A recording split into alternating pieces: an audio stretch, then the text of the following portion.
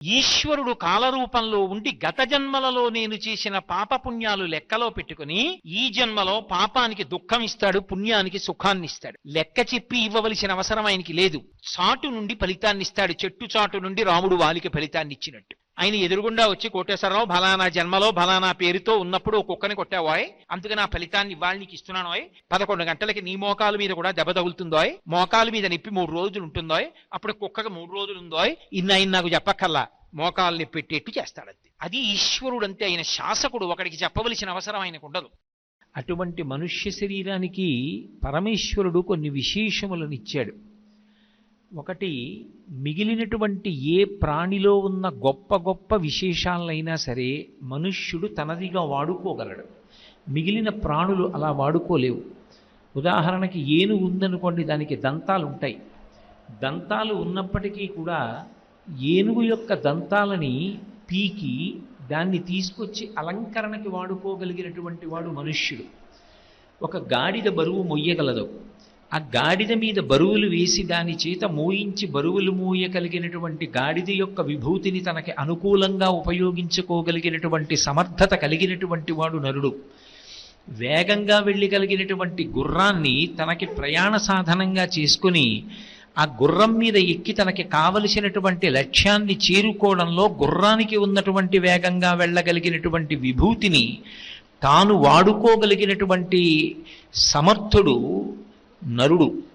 అందుకే నరునికి ఉన్న విశేషమేమి అంటే మిగిలినటువంటి ఏ ప్రాణికి లేని విధంగా నరుడు తాను మిగిలినటువంటి ప్రాణులలో ఉన్నటువంటి ఉత్కృష్టమైన విభూతిని తనకి అనుకూలంగా మలుచుకుని వాడుకోగలడు. మిగిలిన ప్రాణులకు అది సాధ్యం కాదు. ఒక పక్షి ఉందనుకోండి, అది ఆకాశంలో ఎగరగలదు, కానీ భూమి మీద అంత వేగంగా వెళ్ళదు.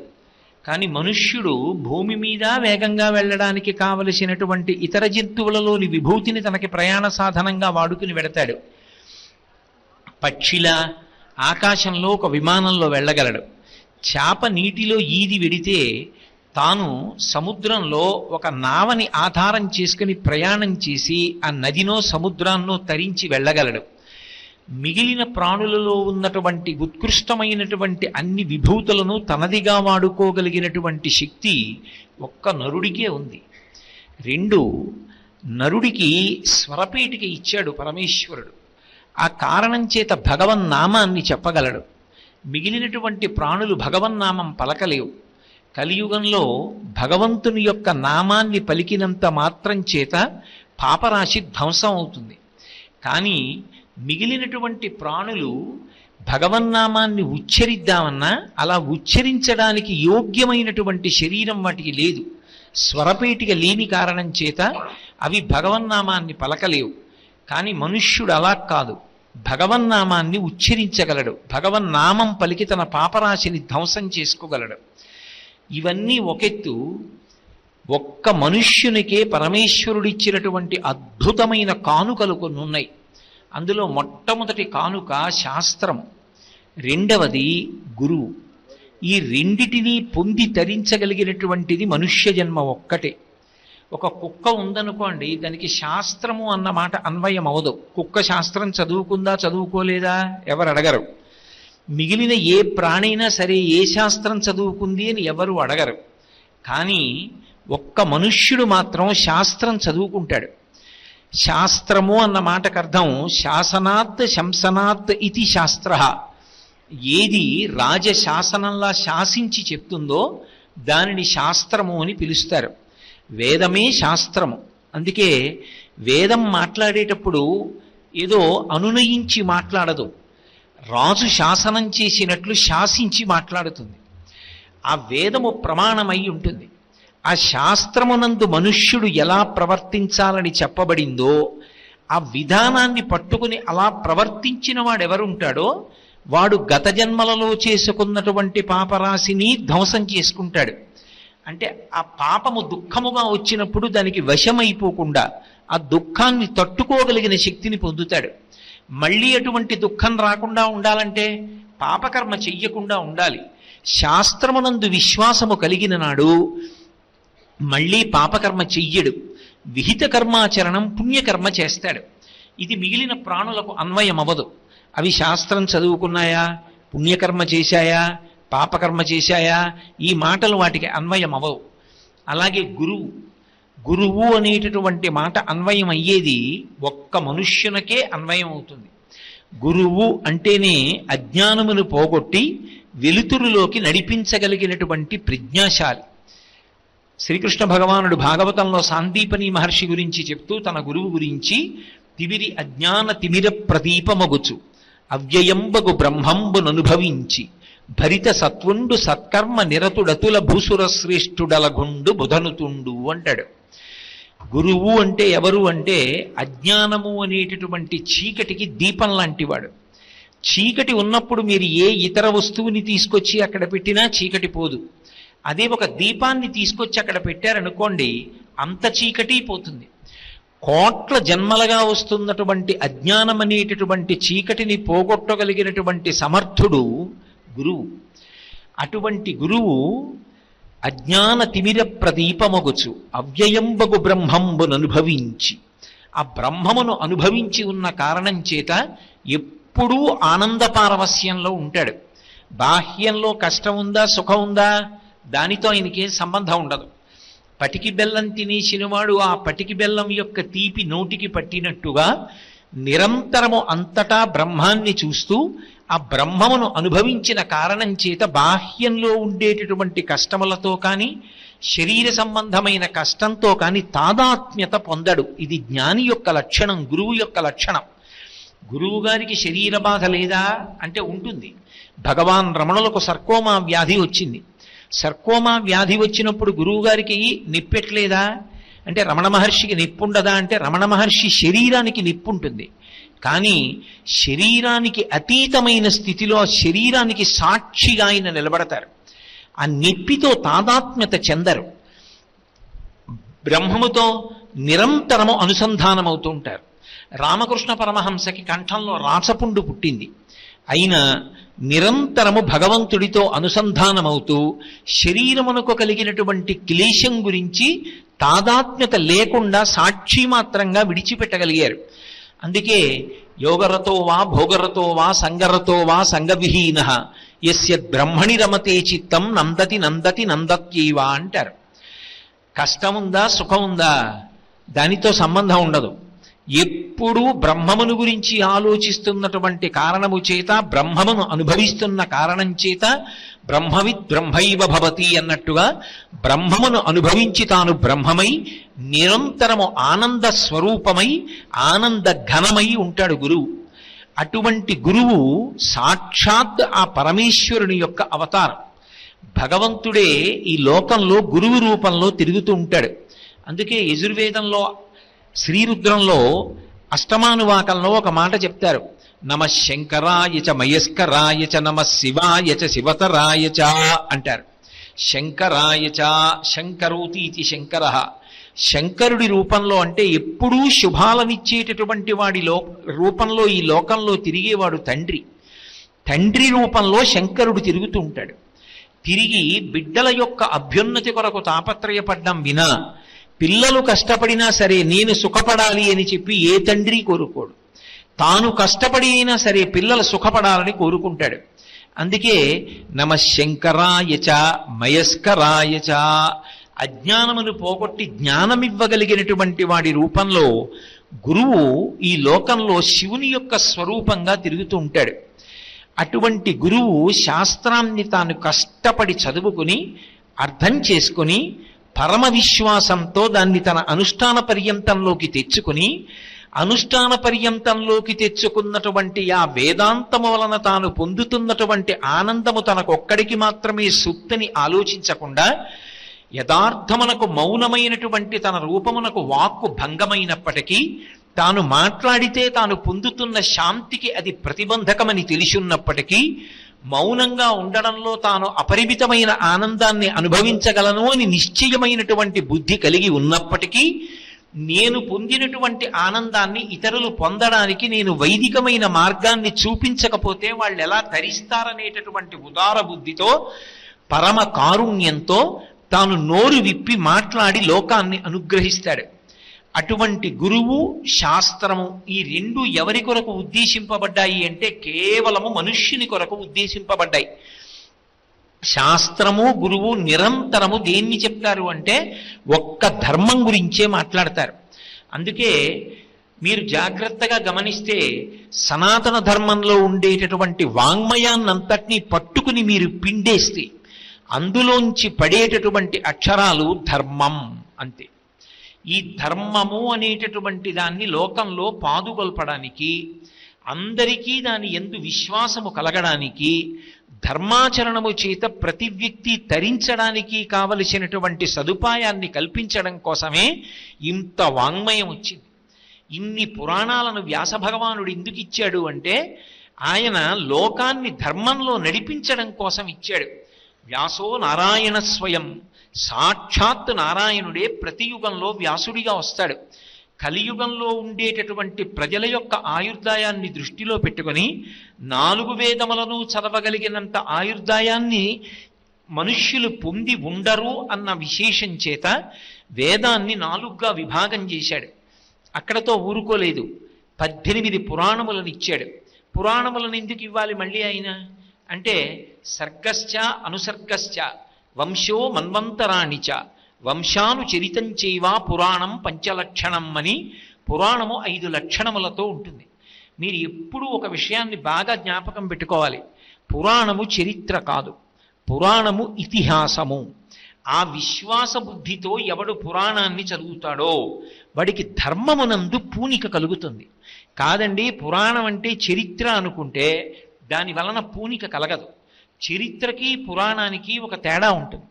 శ్రీకృష్ణదేవరాయల వారు ఎక్కడ పుట్టారు, ఎవరికి జన్మించాడు, ఎలా రాజయ్యారు, ఎంతకాలం పరిపాలన చేశారు, ఆయన పరిపాలన ఎందుకు స్వర్ణయుగము అని కీర్తింపబడింది, రాయలవారు ఎప్పుడు శరీరాన్ని విడిచిపెట్టేశారు, ఇది మాత్రమే చెప్తే చరిత్ర కాదు.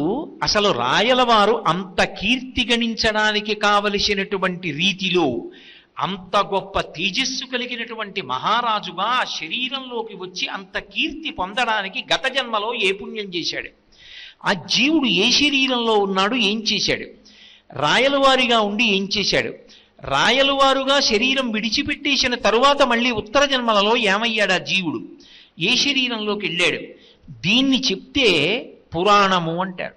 అందుకే వంశానుచరితం చైవ పురాణం పంచలక్షణం. ఆ చెప్పేటప్పుడు మిత్రుడు ఎలా మాట్లాడతాడో అలా మాట్లాడుతుంది. మాట్లాడి ఇదిగో ఫలానా వ్యక్తి ధర్మాన్ని విడిచిపెట్టాడు, బ్రతికున్నంత కాలం చాలా సుఖంగా ఉన్నాననుకున్నాడు, కానీ శరీరం విడిచిపెట్టేసిన తరువాత ఇదిగో ఇలా పతనమైపోయాడు ఆ జీవుడు, ఇన్ని కష్టాలు పడ్డాడు. ఎంతకాలం సుఖపడతావు, మహా అయితే 70 ఏళ్ళు 80 ఏళ్ళు, తర్వాత 1,000,000 సంవత్సరములు దుఃఖపడతావు. శరీరం కానీ మనుష్య శరీరం కాకపోతే స్వచ్ఛందంగా తనంత తానుగా ప్రాణం పోయే వరకు శరీరంలో ఉండడానికి కూడా చాలా ప్రాణులు అనుమతింపబడవు. ఉచ్చు వేసి బాణముల చేత, ఈటెల చేత, కత్తుల చేత, రోకళ్ల చేత, పిడిగుద్దుల చేత గుచ్చబడి, కొట్టబడి, మర్దింపబడి శరీరాన్ని విడిచిపెట్టేస్తాయి. మనుష్యుడు ఎంత క్లేశం అనుభవిస్తుండనివ్వండి, ఆఖరి ఊపిరి అయిపోయే వరకు ఆయన శరీరానికి అంతిమ సంస్కారం చెయ్యరు. మనుష్యుడు అంటే కర్మాచరణ చెయ్యగలడు, శాస్త్రాధ్యయనం చెయ్యగలడు, గురువు యొక్క పాదములను పట్టుకోగలడు, స్వరపేటిక ఉంది కాబట్టి భగవన్నామం చెప్పగలడు. మిగిలిన ప్రాణులకు ఆ అధికారం లేదు. ఏ తప్పు చేసి అంత కిందకి వెళ్ళిపోయాడు? ఏది మనం దిద్దుకోవాలి? వేదంలో చెప్పిన విషయాన్ని మనకి అర్థమయ్యేటట్టుగా ఏదో కల్పించి చెప్పినటువంటి కథ కాకుండా యథార్థముగా జరిగినటువంటి విశేషాన్ని తీసుకొచ్చి మహాత్ములైనటువంటి ఋషులు మనకు అందిస్తారు. అలా అందించిన వారిలో వ్యాసుడు అగ్రగణ్యుడు.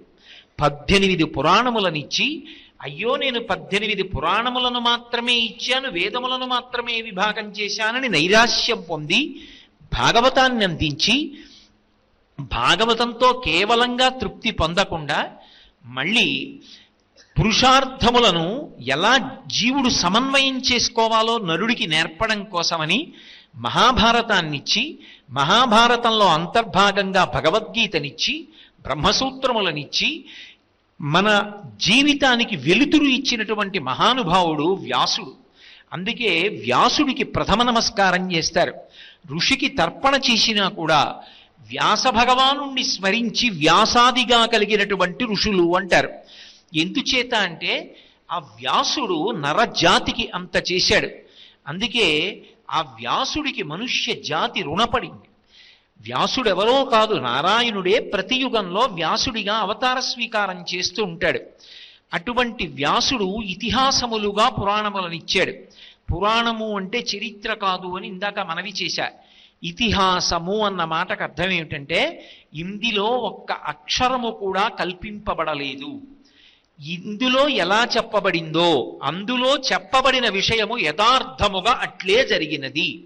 ఇతిహాసం, ఇది ఇట్లే జరిగినది అన్న ప్రమాణం ఉంటే దాన్ని ఇతిహాసం అంటారు. అందుకే రామాయణము ఇతిహాసము. రామాయణ రచన చేసిన వాల్మీకి రామాయణమునందు పాత్ర కాడు. నేను ఎప్పుడైనా రామాయణంలో రాముడు పాత్ర అన్నాను అనుకోండి, రామాయణము కల్పింపబడిన కథ అని అర్థం. రామాయణంలో పాత్రలుండవు, వ్యక్తులుంటారు. అంటే యథార్థముగా జరిగిన కథ. మహాభారతంలో పాత్రలుండవు, మహాభారతంలో వ్యక్తులుంటారు. కల్పింపబడినదైతే పాత్రలు అనాలి, ఇతిహాసమైతే వ్యక్తులనే అనాలి. అందుకే రచన చేసిన వ్యాసుడు మహాభారతంలో అంతర్భాగం, రామాయణ రచన చేసిన వాల్మీకి రామాయణంలో అంతర్భాగం. భాగవతాన్ని ఆంధ్రీకరించినటువంటి పోతన గారు భాగవతాన్ని ఆంధ్రీకరిస్తున్నప్పుడు ఆయన పొందినటువంటి అనుభవాలకి సాక్షి, ఆయన అందులో ఒక వ్యక్తి. కాబట్టి అవి కల్పింపబడి ఇచ్చినటువంటివి కావు. కేవలముగా మనుష్య జాతిని ఉద్ధరించడానికి ఋషులు దార్శనికులై వేదమునందు చెప్పబడినటువంటి విషయాన్ని మనకి అందించారు. దాన్ని పరంపరాగతంగా అందిస్తూ వస్తూ వెడుతున్న వాళ్ళెవరో అటువంటి మహాత్ములు గురువుల యొక్క కోవలోకి చేరుతారు. అటువంటి గురువు కానీ శాస్త్రము కానీ ఎవరి కొరకు వచ్చాయి అంటే కేవలము మనుష్యుడి కొరకు వచ్చాయి. ఎందుకని మీరు బాగా అర్థం చేసుకునే ప్రయత్నం చెయ్యండి. ఎన్ని చెప్పినా ఎందుచేత అంటే మనకి ప్రమాణములు అంటారు. ప్రమాణములు అంటే నేను ఎలా బ్రతకాలి అన్నది చెప్పగలిగినటువంటివి. అలా చెప్పగలిగినటువంటివి 5 ఉన్నాయి లోకంలో, 6వది లేదు. ఏవి 5 అంటే మొదటిది శృతి. శృతి అంటే వేదం. 2వది స్మృతి. 3వది పురాణము. 4వది శిష్టాచారము. 5వది అంతరాత్మ. మొట్టమొదటిది వేదం. వేదము ప్రమాణము. వేదం ఏం చెప్పిందో దాన్ని శాస్త్రవాక్కుగా స్వీకరించి మనం అనుష్ఠానంలోకి తెచ్చుకుంటాం. 2వది స్మృతి. వేదాల్లో చెప్పబడినటువంటి విషయాన్నే కొంతమంది ఋషులు తీసి సంకలనం చేస్తారు. కొన్ని విషయాలు తీసి తేలికగా చదువుకోవడానికి వీలుగా వేదమంతా చదువుకోలేని వాళ్ళ కోసమని సిద్ధం చేశారు. ఎవరు తయారు చేశారో వారి పేరు మీదుగా స్మృతి వస్తుంది. గౌతమ స్మృతి, యాజ్ఞవల్క్య స్మృతి, అలాగే అత్రి స్మృతి, పరాశర స్మృతి, ఇలా ఆ మహర్షి పేరు మీద స్మృతి ఉంటుంది. శృతేరివార్థం స్మృతిరన్వగచ్చత్ అంటాడు కాళిదాసు. ఆవు వెంట దూడ ఎలా వెడుతుందో వేదంలో చెప్పబడినటువంటి విషయం వెనకాతల స్మృతి అలా వెడుతుంది. అందుకే శృతి మొదటి ప్రమాణం. శృతి తర్వాత 2వ ప్రమాణం స్మృతి. స్మృతి తర్వాత 3వ ప్రమాణం పురాణం. ఎందుకంటే వేదంలో స్మృతిలో చెప్పినది ఏదో దాన్నే పురాణంలో భూతద్దంలో చూపించి చెప్తారు. యథార్థముగా జరిగిన విషయాన్ని వర్ణించి చూపిస్తారు కాబట్టి మనసులో నాటుకుంటుంది. 4వది శిష్టాచారం. అంటే పెద్దలైన వాడు ఎలా ప్రవర్తిస్తారో అదే ప్రమాణం. 5వది అంతరాత్మ. లోపల నుంచి అంతరాత్మ ఎప్పుడూ మాట్లాడుతుంటుంది. ఆ అంతరాత్మ ప్రబోధం ఒక ప్రమాణం. ఇందులో 5 ప్రమాణములను పాటించడం అన్న మాట ఉండదు. అందరూ పాటించవలసినటువంటి ప్రమాణం వేదం. ఎందుకని అంటే వేదము ఈశ్వరుని యొక్క వాక్కు. నాకు నా వాక్కుకి తేడా ఉండదు. కారణం, నా వాక్ అంటే నా ఊపిరి. నేను ఊపిరి తీస్తే కదా మాట్లాడగలను. ఊపిరి తీయనప్పుడు ఎక్కడ మాట్లాడతాను? మాట్లాడలేను. ఊపిరి తీసి ఊపిరిని వాక్కుగా వేయించేస్తాను. వేదము ఈశ్వర ప్రోక్తము, ఈశ్వరుడి చేత చెప్పబడింది, అపౌరుషేయము. అది ఎవరి చేత రచింపబడలేదు. ఈశ్వరుడు ఎంతటి సనాతనుడో వేదము కూడా అంతే సనాతనము. కాబట్టి ఇప్పుడు వేదము మొదటి ప్రమాణము అంటే ఈశ్వరుని యొక్క ఊపిరి కనుక, ఈశ్వరుడికి ఈశ్వరుడి ఊపిరికి అభేదం కనుక ఈశ్వరుడు ఒకటి వేదం ఒకటి కాదు, రెండు ఒకటే. వేదమునందు ఏం చెప్పబడిందో అది ప్రమాణం. ఏది ప్రమాణం అండి అంటే నా బుద్ధికి తోచి నేను చెప్తే ప్రమాణం అవదు. వేదం ఇలా చెప్పిందండి అంటే ప్రమాణం అవుతుంది. ఒకవేళ వేదం అక్కడ చదువుకున్న వాళ్ళు ఎవ్వరూ లేకపోతే అప్పుడు స్మృతి తెలుసున్న వాళ్ళు చెప్తే ప్రమాణం. మూడవది శృతి స్మృతి కూడా లేకపోతే, ఆ రెండూ కూడా తెలిసున్న వాళ్ళు లేకపోతే పురాణము ప్రమాణము. అప్పుడు పురాణం చదువుకుని పురాణంలో ఏం చెప్పబడిందో దాన్ని ప్రమాణంగా తీసుకుంటారు. నాలుగవది శిష్టాచారం. వేదం చదువుకున్న వాళ్ళు లేక, స్మృతి చదువుకున్న వాళ్ళు లేక, పురాణం చదువుకున్న వాళ్ళు లేకపోతే పెద్దలైన వారు, మంచి నడవడి కలిగినటువంటి వారు ఎలా ప్రవర్తిస్తారో అలా మనం ప్రవర్తించాలి. శిష్టాచారం ప్రమాణం. అసలు ఆ శిష్టాచారం అంటే మంచి ఆచరణ కలిగినటువంటి పెద్దలు కూడా సమాజంలో లేకపోతే అప్పుడు అంతరాత్మ ప్రబోధం.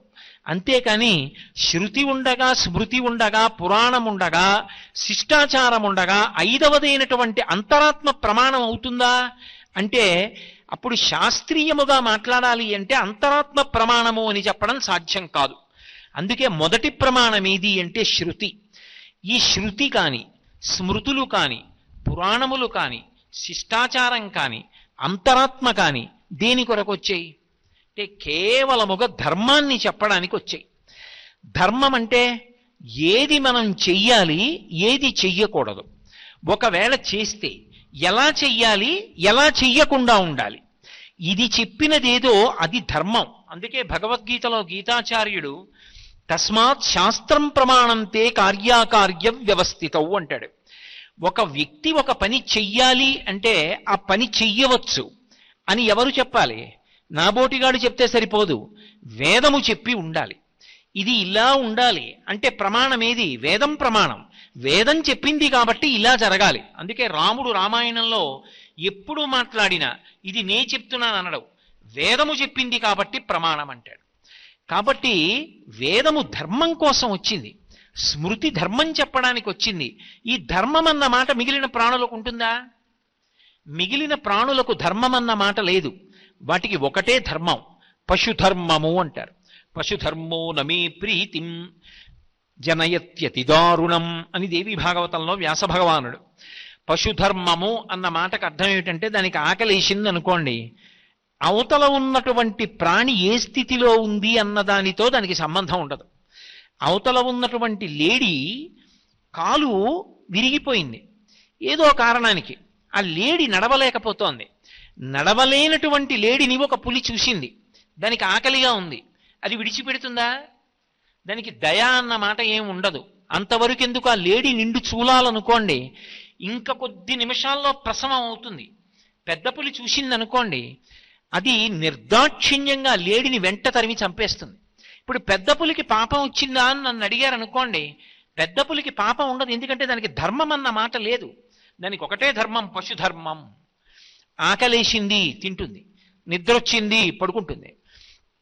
దానికి మైథునం చెయ్యాలని కోరిక పుట్టింది, మైథున క్రియ నిర్వహిస్తుంది.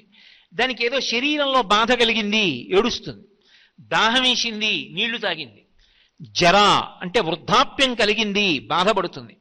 మరణమును పొందుతుంది, చిట్ట చివర ప్రాణం విడిచిపెడుతుంది. షడూర్ములు అంటారు. ఈ 6 విన ఇక వేరొక ధర్మం దానికి ఉండదు. కాబట్టే పశువులు అన్నీ ప్రవర్తించేటటువంటి ధర్మమునకు పశుధర్మమని పేరు.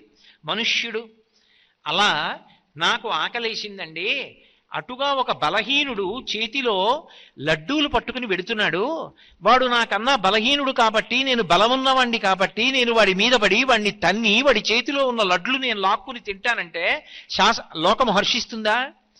ఎరా నువ్వు మనుష్యుడు కావా, ఏమైనా నడబడి అని అడుగుతారా? అడగరా? అలా మనిషి బ్రతకడానికి వీల్లేదు. ధర్మమును ఆశ్రయించి బ్రతకాలి. ధర్మము అన్న మాట చాలా జాగ్రత్తగా అర్థం చేసుకోవాలి. అసలు ధర్మము అన్న మాట జాగ్రత్తగా అర్థం కాకపోతే మనుష్య జీవితంలో పాటించవలసినటువంటి ప్రధానమైన విషయంలో ఎక్కడో అవగాహన లోపం ఏర్పడుతుంది. ధర్మము అన్న మాటని అమరకోశం వ్యాఖ్యానం చేసింది. ధ్రియతేవా జనైరితి ధర్మం. ఏది జనులు పట్టుకుంటారో దానికి ధర్మం అని పేరు. పట్టుకోవడం అంటే అనుష్ఠించుట అని అర్థం, కర్మ ఆచరించుట. నేను ఇందాక చెప్పే కదా, ఒక పని చెయ్యాలి. ఒక పని చెయ్యాలి అంటే ఎలా చెయ్యాలని శాస్త్రం చెప్పిందో అలా చెయ్యాలి. నేను ఇప్పుడు ప్రవచనం చేయడానికి వచ్చాను. ప్రవచనం చేసినప్పుడు నేను 2 గంటలు మాట్లాడితే 2 గంటలలో నా బుద్ధికి తోచిన మాట నేను మాట్లాడకూడదు. నేను ఏది మాట్లాడాలి అంటే శాస్త్రము ఏం మాట్లాడిందో దాని గురించి మాట్లాడాలి తప్ప, నా బుద్ధికి తోచింది కాబట్టి నేను ఇలా చెప్తానండి అని చెప్పకూడదు. శాస్త్రము యొక్క కోణంలో దాన్ని ఎలా చెప్పాలో అలాగే చెప్పాలంతే. కాబట్టి ఎక్కడ కూర్చున్నావో దాన్ని బట్టి ధర్మం ఉంటుంది. దాన్ని ఆచరిస్తేనే ధర్మం. ఆచరించడానికి ముందు తెలిసి ఉండాలా వద్దా? తెలిసి ఉండాలి. వేదంలో కాని, స్మృతిలో కాని, పురాణంలో కాని, శిష్టాచారంలో కాని, అంతరాత్మ చేత కాని చెప్పబడినటువంటి ధర్మము ముందు తెలిసి ఉంటే తర్వాత ఆచరించడం. అసలు ధర్మమే తెలియదు అనుకోండి, ఇక ఆచరించడం అన్నమాట ఎక్కడ వస్తుంది? అందుకే శంకర భగవత్పాదులు అవతార పరిసమాప్తి చేస్తూ వేదో నిత్యమధీయతాం తదుదితం కర్మస్వనుష్ఠీయతాం అంటారు. వేదాన్ని ప్రతినిత్యం చదవండి, వేదం ఎలా చెప్పిందో అలా కర్మాచరణం చెయ్యండి అంటారు. అటువంటి ధర్మమును ఆచరించడానికి మనకి శాస్త్రమునందు చెప్పబడినటువంటి విషయము తెలిసి ఉండాలి. ఇందులో మీరు ఒకటి గమనించాలి. ఈ ధర్మమునకున్న లక్షణం ఏమి అంటే, మనుష్యుడు పాటించవలసినటువంటి ధర్మం అన్ని వేళలా ఒక్కలా ఉండదు. ధర్మము 1 దేశాన్ని బట్టి మారిపోతుంది, 2 కాలమును బట్టి మారిపోతుంది, 3 ఆశ్రమాన్ని బట్టి మారిపోతుంది, 4 వర్ణమును బట్టి మారిపోతుంది. ఈ 4టిని దృష్టిలో పెట్టుకొని ధర్మము నిరంతరము మారిపోతుంటుంది. దేశము అంటే నేను ఉన్నటువంటి చోటు. ఉదాహరణకి ఇప్పుడు నేను ఈ సభలో ప్రవచనం చేస్తున్నాను. ఈ సభలో ప్రవచనం చేసేటప్పుడు 2 విశేషాలు నేను దృష్టిలో పెట్టుకోవాలి. 1, శాస్త్రం ఏం చెప్పిందో దాన్ని చెప్పాలి. 2, శాస్త్రం ఏం చెప్పిందో అది చెప్పేటప్పుడు ధైర్యంగా చెప్పాలి. ధైర్యము అన్న మాటకు అర్థం నిర్భయత్వము అని కాదు. అందుకే హనుమ ఉపాసనయందు బుద్ధిర్బలం యశోధైర్యం నిర్భయత్వమరోగత అని ఉంటుంది. నిర్భయత్వం, ధైర్యం 2 మాటలు ఏమిటి? భయం లేకపోవడం ధైర్యమేగా. మరి హనుమని ఉపాసన చేస్తే బుద్ధిర్ యశో బలం ధైర్యం నిర్భయత్వం అని ఎందుకన్నారు? మరి ధైర్యము నిర్భయత్వము 2 మాటలు ఎలా అన్వయం అవుతాయి? భయము లేకపోవడం బాహ్యమునందు ధైర్యం. ధైర్యము 2వ మాట ఎందుకు వాడారంటే నిశ్చయాత్మకమైనటువంటి బుద్ధి. నేను నమ్మినటువంటిది ప్రమాణము. నేను ఆషామాషిగా నమ్మలేదు. నాకు ముందు ఎందరో పెద్దలు దాన్ని నమ్మారు, అనుష్ఠించారు. అది ప్రమాణము. కాబట్టి నాకు కూడా దాని మీద విశ్వాసం ఉన్నది. విశ్వాసం ఉన్నది కాబట్టి నేను దాన్ని మాట్లాడుతున్నాను. అలా ధైర్యముతో శాస్త్రాన్ని మాత్రమే నేను మాట్లాడాలి. ప్రవచనం నేను ఈ వేదిక దిగి ఇంటికి వెళ్ళిపోయాను అనుకోండి, ఇంటికి వెళ్ళిపోయిన తర్వాత నా భార్యతో మాట్లాడేటప్పుడు నేను ఏవైనా హాస్యస్ఫోరకమైనటువంటి మాటలు మాట్లాడచ్చు. ఇప్పుడున్న ధర్మం ఈ దేశంలో, ఇక్కడ దేశం అంటే ఈ వేదిక మీద నాకున్న ధర్మం కిందకి వెళ్ళిపోయిన తర్వాత మారిపోతుంది. ఒక చోట ఉన్న ధర్మం ఇంకొక చోట ఉండదు. నేను నా తండ్రి ముందు నించునున్నాను అనుకోండి, నాది పుత్రధర్మం. నేను కొడుకుగా ప్రవర్తించాలి. కొడుకుగా ప్రవర్తించడం అంటే నాన్నగారి ఎంత తెలుసని కాదు, ఆయన తండ్రి కాబట్టి గౌరవించాలి. నాన్నగారి యొక్క ప్రవర్తనని బట్టి నేను గౌరవించడం కాదు. ధర్మం ఎప్పుడూ నా వైపు నుంచి వెడుతుంది. ఈ మాట మీరు చాలా చాలా చాలా చాలా జాగ్రత్తగా గుర్తుపెట్టుకోవాలి. ధర్మము ఎన్నడూ అవతల వారి వలన యువతల వారిది మారదు. మా నాన్నగారు నన్ను ప్రేమించారండి, మా తమ్ముణ్ణి ప్రేమిస్తారు, అయినా నీ గౌరవించాలా? ఆ మాట రాదు. ఆయన నీకు తండ్రి, నువ్వు పుత్రుడివి, నీ ధర్మం ఆయన్ని గౌరవించడం అంతే. మా నాన్నగారండి అని నాన్నగారికి వంక పెట్టి అందుకని నేను గౌరవించనన్న మాట లేదు. ఆయన తండ్రి కాబట్టి నువ్వు గౌరవించాలంతే.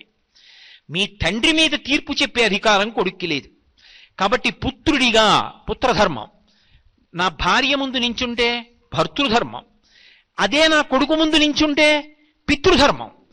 నేను తండ్రిగా వాడికి బోధించడం కాదు, వాడు నా నడవడిని చూసి ఓ ఇలా ఉండకపోతే నాన్నగారు అంగీకరించరు అన్నది వాడికి వ్యవస్థీకృతం కావాలి బుద్ధి ఎందు. ఎట్టి పరిస్థితులలో నాన్నగారు సంధ్యావందనాన్ని విడిచిపెట్టరు. ఏ కారణానికి ఆయన సంధ్యావందనం చేయకుండా ఉండడాన్ని ఇష్టపడరు. సంధ్యావందనం ఆయనకి ప్రాణం. ఇది నా కొడుకు అర్థమైందనుకోండి, నా నడవడి చూసి, నేను నా నోటితో ఒరే సంధ్యావందనం చెయ్యి అని చెప్పక్కర్లేదు. మీరు నన్ను ప్రశ్న వేయచ్చు, ఏమండి మీరు చేసి మీ అబ్బాయి చేయకపోతే? కర్తవ్యంగా నా ధర్మం చెప్పడం. ఒరే నువ్వు చెయ్యాలరా సంధ్యావందనం, వాడు చేయకపోతే నీ బెంగపెట్టి గుడ్డలు బాదుకోకూడదు, చెప్పడమే. ఎన్ని మాటలు చెప్తావు? ఎన్ని మాటలైనా చెప్పుకుంటూ వెళ్ళిపోవడమే నీ ధర్మం. ఎందుకంటే చెప్పిందే చెప్తారు ప్రవచనంలో. అలా చెప్పడానికే నేనున్నాను, నేను కాదు. నేను ఎందుకు చెప్పాలి అంటే, ఆ తర్వాత ఏమండి మీలో ఎంతమంది పాటిస్తున్నారని అడగవలసిన అవసరం నాకు లేదు. మీరు పాటిస్తే మంచిదే, పాటించకపోతే కూర్చోండి చెప్తానని ఇంకో మాట చెప్పాలి. ఆ తర్వాత పాటించకపోతే ఇంకో మాట చెప్పాలి. మీరు ఎప్పటికీ పాటించకపోతే నేను బతికున్నంత కాలం చెప్పాలి. అంతే ధర్మం. మీరు చెయ్యలేదని నేను బాధపడకూడదు, మీరు చేశారని నేను పొంగిపోకూడదు. నా కర్తవ్యం నా వైపు నుంచి ఉంటుంది, ధర్మము నా వైపు నుండి ఉంటుంది. పితృధర్మము నా కొడుకు ముందు నిలబడినప్పుడు నేను తండ్రిగా ధర్మాన్ని నిర్వర్తించాలి. నేను రేపొద్దున నా కార్యాలయానికి వెడతాను. నేను నా కార్యాలయానికి వెళ్ళి ఉద్యోగిగా నా ధర్మాన్ని నేను నిర్వర్తించేటప్పుడు నా సాటి ఉద్యోగులందరినీ పిలిచి రండి మీకు రామాయణం చెప్తాననకూడదు, నా పని చేసుకోవాలి. నా అధికారి కనపడితే, నేను సభలోకి వెడుతుంటే కొన్ని వేల మంది లేచి నిలబడి నమస్కారం చేస్తారు, నేనెవరికీ నమస్కారం పెట్టననకూడదు. నా అధికారి కనపడగానే నేను లేచి నిలబడి నమస్కారం చెయ్యాలి. అది ధర్మం. ఒకటి బాగా తెలుసుకోండి, ఎవడు ధర్మాన్ని పట్టుకుంటాడో వాడు ప్రశాంతంగా ఉంటాడు. ధర్మాన్ని విడిచిపెట్టిన ఉత్తర క్షణంలో ఎవడు బాధపడిపోతాడంటే, చిత్తక్షోభకి గురి ఎవరైపోతారు అంటే విడిచిపెట్టిన వాడు గురైపోతాడు. నేను మీకు ఒక ఉదాహరణ చెప్తాను, మీకు బాగా పట్టుకోవడానికి. మీ మీద పెట్టడం నాకు ఇష్టం ఉండదు. పరమేశ్వర స్వరూపమైన సభకి నమస్కారం అన్న తర్వాత ఏదైనా ఉంటే నా మీద పెట్టుకు మాట్లాడతాను. అందుకే నాకొక అధికారి ఉన్నాడు అనుకోండి, ఆయన్ని చూడగానే నేను లేచి నిలబడి అయ్యా నమస్కారం అండి అనడానికి నాకు నేను పొందిన గౌరవం అడ్డొచ్చింది అనుకోండి. నేను బెంగుళూరు వెడితే అంతమంది నాకు నమస్కారాలు చేశారు, నేను ఈయనకి నమస్కారం చేయడం ఏమిటి అని నేను చెయ్యలేదనుకోండి, ఆయన నమస్కారం చేయకపోతే వచ్చిన ఇబ్బంది ఉంది, ఆయన పని ఆయన చేసుకుంటున్నాడు కదా అని సరిపెట్టుకుని ఆయన కూర్చుంటాడు. కానీ ఇలా ఎంతమందికో నమస్కారం చేయకుండా అహంకారం పెంచుకుని నేనేమైపోతాను? పాడైపోనా? ధర్మాన్ని విడిచిపెట్టగానే అశాంతి కలుగుతుంది, ధర్మాన్ని పట్టుకోగానే శాంతి కలుగుతుంది. ఇక్కడ నేను ఉద్యోగిని, నా పై అధికారికి నమస్కారం చేస్తాను. నేను సభలో ప్రవచనం చేయడానికి వెడుతున్నాను, నా శిష్యుల చేత నమస్కరింపబడతాను. నా కొడుకు ముందు నిలబడితే తండ్రిని, వాడికి ఇలా వేలు చూపిస్తాను, జాగ్రత్త నడవడి జాగ్రత్త పెట్టుకో అంటాను. నా తండ్రి దగ్గరికి వెడితే ఇలా చేతులు కట్టుకుని నించుంటాను. ఎక్కడికి వెళ్ళినప్పుడు ఎలా ఉండాలో అలా ఉండగలిగిన వాడు శాంతియుతమైన జీవనాన్ని పొందుతాడు. అలా ఉండలేనివాడు అశాంతి పొందుతాడు, 10 మందికి అశాంతి కల్పిస్తాడు. అక్కర్లేనివి నెత్తి మీద వేసుకుని నా అంతటి వాడు లేడు నేను రక్షకుండని బయలుదేరి నిష్కారణంగా అశాంతి తెచ్చుకుంటాడు, 10 మందిని అశాంతిలోకి నెట్టేస్తాడు. అందుకే ధర్మం అనేటటువంటిది ఎప్పుడూ మన వైపు నుంచి ప్రవహిస్తుంది. మన వైపు నుంచి ఆలోచించాలి తప్ప అవతల వారిని బట్టి మన ధర్మం మారుతుందా అంటే మారదు. మీరు అందుకే చూడండి, పతివ్రత అని స్త్రీ ధర్మంలో ఒక మాట ఉంటుంది. భర్త చాలా గొప్పవాడైతేనే ఆయన భార్య పతివ్రత అవుతుంది అని నేను సిద్ధాంతం చెప్పాను అనుకోండి. సీతమ్మ పతివ్రత, మండోదరి పతివ్రత కాదు. కానీ శాస్త్రాలు ఏమంటున్నాయి? సీతమ్మ పెద్ద పతివ్రత, మండోదరి చిన్న పతివ్రత. అలా ఉండవు, ఒకటే పతివ్రత. ఎవరైనా ఒకలాగే పతివ్రతగా ఉంటారు, అంతేగాని పతివ్రతలలో ఎక్కువ పతివ్రతలు తక్కువ పతివ్రతలు అలా ఏం ఉండవు. అందులో సీతమ్మ పతివ్రత, మండోదరి పతివ్రత, ఇద్దరూ సమానం. సమానం ఏంటి? నేను ఎప్పుడు పతివ్రత అన్నా అంతే. మరి ఎలా? మండోదరి భర్త రావణాసురుడిగా, సీతమ్మ భర్త రాముడుగా, మరి ఇద్దరూ ఎలా పతివ్రతలయ్యారు అంటే ఆమె భర్త దుర్మార్గుడైనా కూడా ఆమె ఎలా ప్రవర్తించాలో అలాగే ప్రవర్తించి వెళ్ళిపోయింది, మహాపతివ్రత అయిపోయింది. తన ధర్మమునందు వైక్లభ్యం లేదు. సీతమ్మ తాను ఎలా ప్రవర్తించాలో అలాగే ప్రవర్తించి అవతార పరిసమాప్తి చేసింది, పతివ్రత అయింది. నా భర్త రావణాసురుడు నా కర్మని తలకొట్టుకుని ఇంకొకలా ఆలోచించలేదు మండోదరి. నా భర్త ఇంత గొప్పవాడు, మండోదరి భర్త అంత పనికిమాలినవాడు అని సీతమ్మ ఎన్నడూ ఆలోచించలేదు. ఆమె భర్త ఆమెకు దైవం, నా భర్త నాకు దైవం. అందుకే ధర్మము ఎవడు పాటించాలనుకున్నాడో వాడి వైపు నుంచి వెడుతుంది తప్ప అవతలవాడు అలాంటివాడు కాబట్టి నేను ఇలా ఉంటానండి అన్న మాట ఉండదు. అప్పుడు మీరు ఒకటి జ్ఞాపకం పెట్టుకోండి, ఏమండి నన్ను బాధ పెడుతున్నారు కాబట్టి నేను కూడా కోప్పడతాను అన్న మాట వస్తుందా? ఉండదు. ఒకవేళ నిన్ను బాధ పెడితే చూడ్డానికి ఈశ్వరుడు ఉన్నాడు, నువ్వెందుకు ధర్మం తప్పుతావు? ఏ ధర్మాన్ని నువ్వు పాటించాలో ఆ ధర్మాన్నే నువ్వు పట్టుకుని ఉండు. అందుకే ధర్మో రక్షతి రక్షిత. ఎవడు ధర్మాన్ని పట్టుకున్నాడో వాడి ధర్మం రక్షిస్తుంది, వాడి జోలికి వెళ్ళలేరు. అందుకే ఆ ధర్మాన్ని పాటించడానికి దేశము ప్రధానమై ఉంటుంది. నువ్వు ఎక్కడున్నావన్న దాన్ని బట్టి ధర్మం ఉంటుంది. నువ్వు ఎక్కడున్నావో ఆలోచించకుండా ఎక్కడున్నావో అక్కడ అలా ఉండకుండా ప్రవర్తిస్తే అప్పుడు అది ధర్మము అనిపించుకోదు, చాలా అసహ్యంగా ఉంటుంది. ఒక సభ నడుస్తోంది అనుకోండి, ఒక సభ నడుస్తున్నప్పుడు మీరందరికన్నా ముందు వచ్చారనుకోండి, మీరు ముందొచ్చి ముందు కూర్చోవడం ధర్మం. సభ ప్రారంభం అయ్యాక మీరు వచ్చారనుకోండి, మీరు వెనకాతలు కూర్చోవడం ధర్మం తప్ప మీరు అందరికన్నా ఆఖరణ వచ్చి అందరికన్నా ముందు నడిచి వచ్చి కూర్చోకూడదు, అది ధర్మ వ్యతిరేకం. అప్పుడు శ్రోతగా మీరు ధర్మం తప్పారు. మీరు శ్రోతగా ధర్మంలో ఎప్పుడు ఉంటారంటే మీరు ఎప్పుడు వచ్చారో అప్పుడు తగిన స్థానంలో మీరు కూర్చుంటే ధర్మాన్ని పాటించారు. నేను 6:30 సభా ప్రారంభం చేస్తానంటే 6:30కి రావాలి, రాకపోతే క్షమాపణ చెప్పాలి. అది ఏ కారణం అవనివ్వండి. అయ్యా నన్ను మన్నించండి, నా కోసం మీరు ఎదురు చూశారు, విలంబనమైంది, నేను మన్నింపబడిదనుగా కానీ క్షమాపణ అడగాలి. ఎక్కడ పాటించవలసిన ధర్మం అక్కడ పాటించాలి. ఇప్పుడు ధర్మము దేశము మీద ఆధారపడింది, ధర్మము కాలము మీద ఆధారపడుతుంది. ఒక కాలమునందున్న ధర్మం వేరొక కాలమునందు ఉండదు. మీరు గమనించండి, ధర్మములో ఏకాదశి నాడు ఉపవాసం చెయ్యాలి, ద్వాదశి నాడు ఉపవాసం ఉండదు. ఉపవాసాన్ని విరమణ చేయడం ధర్మం. ఏకాదశి నాడు అన్నం తినకుండా ఉండాలి, ద్వాదశి నాడు సూర్యోదయం అయ్యేటప్పటికి వెంటనే మీరు తినేస్తే మీరు మిక్కుట ధర్మాన్ని పాటించినట్టు. ఇప్పుడు ఒక కాలమునందున్న ధర్మం ఇంకొక కాలమునందుందా? ఉండదు. నేను ఏదో ప్రదోషవేళ అవుతోందనుకోండి, సంధ్యావందనం చెయ్యడం నా ధర్మం. ప్రదోషవేళ కాదనుకోండి, అది ఏదో అర్ధార్జన చెయ్యవలసిన సమయం అనుకోండి, అప్పుడు అర్ధార్జన చెయ్యడం నా ధర్మం.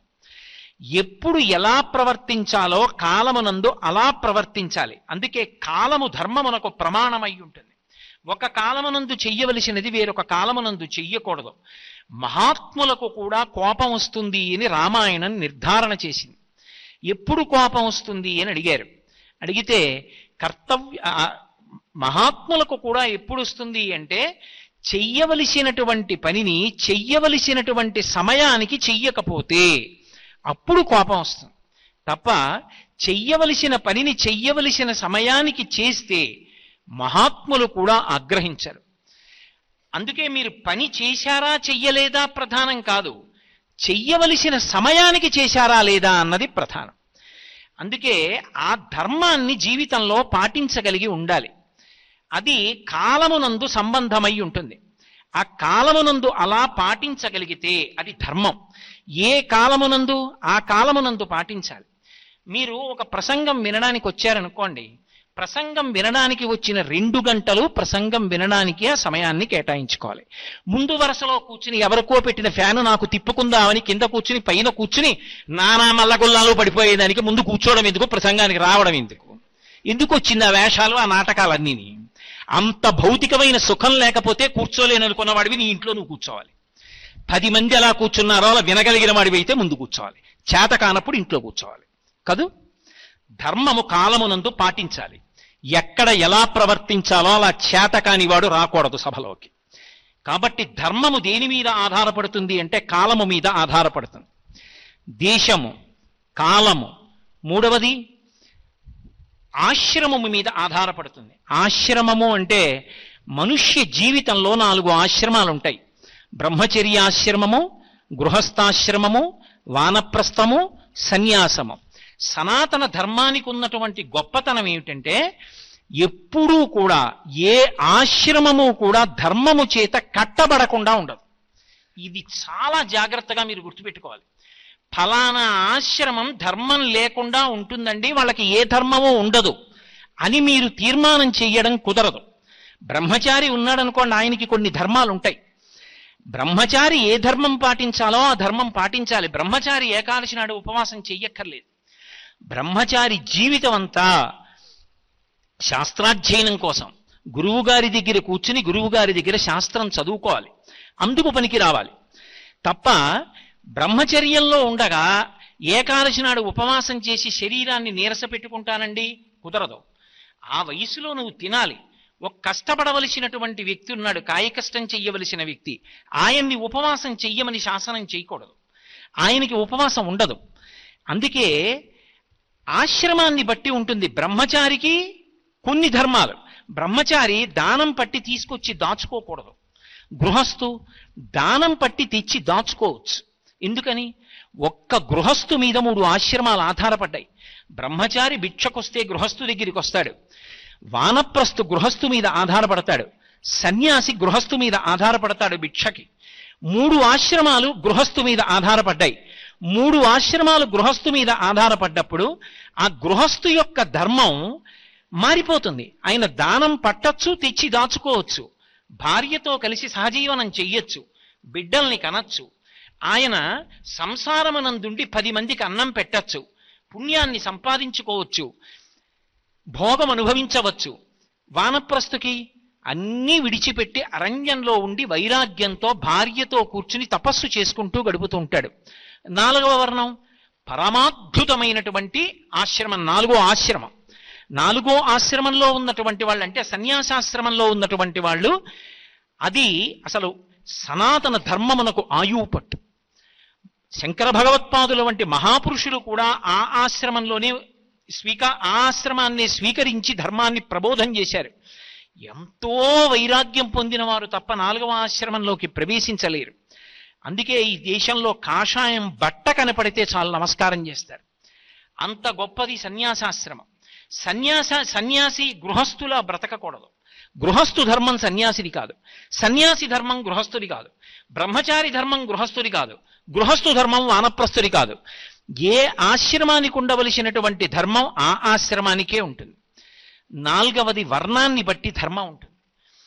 నేను ఒక వర్ణంలో పుట్టాను అనుకోండి, నేను ఏ వర్ణంలో పుట్టానో ఆ వర్ణంలో నేను ఏది చెయ్యాలో అది నేను చెయ్యాలి, విహిత కర్మ. తప్ప నేను విహిత కర్మాచరణం చెయ్యకుండా ఉండకూడదు. నేను శాస్త్ర విచారణ చెయ్యవలసినటువంటి వర్ణంలో పుట్టాననుకోండి, నేను ఎక్కువ సమయాన్ని శాస్త్ర విచారణ చేయడానికి వినియోగించాలి. కాయకష్టం చెయ్యవలసినటువంటి వర్ణంలో పుట్టాడనుకోండి, కాయకష్టం చేసేవాడిని నువ్వు ఏకాదశి నాడు ఉపవాసం చేయి, 3 పూట్ల సంధ్యావందనం చెయ్యి అంటే అన్నం ఎక్కడి నుంచి వస్తుంది మిగిలిన వాళ్ళకి? అందుకే ఆయనకి 3 పూట్ల సంధ్యావందనం చేయవలసిన అవసరం లేదు, ఏకాదశి నాడు ఉపవాసం చేయవలసిన అవసరం లేదు. భక్తితో ఆయన భగవన్నామం చెప్తే చాలు. అందుకే ధర్మము వెసులుబాటు కల్పిస్తుంది, అన్ని వేళలా ఒకలా ఉండదు. మీరు దక్షిణ దేశంలో ఉన్నారనుకోండి, ఇక్కడ ఒక శివాలయంలోకి వెళ్ళి అభిషేకం చేస్తే పైన ఉన్నటువంటి ఉత్తరీయాన్ని తీసి నడుముకు కట్టుకుని మనం అభిషేకాన్ని చేస్తాం. అదే ఉత్తర భారతదేశానికి వెళ్ళారనుకోండి, విపరీతమైనటువంటి చలి వేస్తోందనుకోండి, మంచినీళ్లు కూడా గడ్డ కట్టేస్తాయి, అంత చల్లగా ఉంది. అంత చల్లగా ఉన్నప్పుడు మీరు అక్కడ కూడా పైన ఏ విధమైనటువంటి వస్త్రమో ఉండకూడదు, ఉత్తరీయ నడుము కట్టుకుని అభిషేకం చేయండి అన్నాను అనుకోండి, శరీరం ఏమైపోతుంది? శరీరం లేని నాడు ధర్మం ఎలా నిలబెట్టుకుంటారు? శరీరము ప్రధానం కనుక దేశమును కాలమును దృష్టిలో పెట్టుకుని అక్కడ ఉత్తరీయం కాదు, మీరు ఒక పెద్ద కంబళీ కప్పుకుని గుడిలోకి వెళ్ళినా కూడా అనుమతింపబడుతుంది, శాస్త్రం అడ్డు రాదు. అందుకే ఎప్పుడు ఎక్కడ ఏది పాటించాలి అనేటటువంటిది ధర్మము ఈ 4టిని ఆధారం చేసుకుని మారిపోతుంటుంది. ఈ మారిపోతున్న దాన్ని శాస్త్ర విహితంగా ఎలా ఆచరించాలో అలా ఆచరించిన వాడెవడో వాడు ధన్యాత్ముడు, వాడు పరమేశ్వరుణ్ణి చేరుకుంటాడు. అందుకే ప్రవర్తించకుండా కర్మ చేయకుండా ఎలా ఉంటామండి? ఎవరైనా కర్మ చెయ్యాలి, కర్మ చెయ్యడం కాదు, శాస్త్రవిహితంగా కర్మ చేసిన వాడెవడో వాడు భగవంతుణ్ణి చేరిపోతాడు. మనుష్యుడిగా పుట్టినటువంటి ప్రతి వాడు తెలుసుకోవలసినటువంటి ధర్మాలు, ప్రతి వ్యక్తి పాటించి తీరవలసినటువంటి ధర్మాలు, దేశముతో, కాలముతో, వర్ణముతో, ఆశ్రమముతో సంబంధం లేకుండా ప్రతివారు పాటించవలసినటువంటి ధర్మాలు, ఇది నాకు తెలియదండి అని అనడానికి వీలు లేని ధర్మాలు 5 ఉన్నాయి. వాటిని సామాన్య ధర్మములు అని పిలుస్తారు. నాకు సామాన్య ధర్మం తెలియదండి అన్న మాట ఎన్నడూ అనకూడదు. ఎందుచేత అనకూడదు అంటారేమో, అవి మనుష్యునిగా పుట్టిన ప్రతి వ్యక్తికి తెలిసి ఉండాలి, తెలుసుకుని ఆచరించాలి. అలా ఆచరించకపోతే పెను ప్రమాదం వస్తుంది. ఏమిటా ప్రమాదం అంటే, ఇంత గొప్ప మనుష్య జన్మలో ఉండి కూడా శరీరాన్ని, బుద్ధిని సక్రమంగా వినియోగించుకోని కారణం చేత కాలమునందు ఎప్పుడో అప్పుడు శరీరం పడిపోతుంది. 5 సామాన్య ధర్మములు తెలియలేదు కాబట్టి ఆయనకి తెలియని కారణం చేతనైనా కూడా పాప జీవనమునందు మొగ్గు కలుగుతుంది, ఎక్కువగా దోషభూయిష్టమైనటువంటి జీవనం కలుగుతుంది. అలా కలగకుండా ఉండాలి అంటే 5 సామాన్య ధర్మములు తప్పకుండా తెలియాలి. అందులో మొట్టమొదటి ధర్మం ఏది అంటే అహింస, 2వ ధర్మము సత్యము, 3వ ధర్మము శౌచము, 4వ ధర్మము ఆస్తేయము, 5వ ధర్మము ఇంద్రియ నిగ్రహము. ఈ 5 ప్రతివారికి తెలుసుకుని ఉండాలి. మీ అందరికీ తెలుసు, దాని గురించి తెలియకపోవడం లేదు. కానీ నాకు నేను వేరొక్కసారి హెచ్చరిక చేసి చెప్పుకోవడం కోసమని మళ్ళీ మీ ముందు నేను ఈ 5 విషయాల గురించి మాట్లాడుతున్నాను. ఈ 5 సామాన్య ధర్మాల్లో మొట్టమొదటి ధర్మం ఏది అంటే అహింస.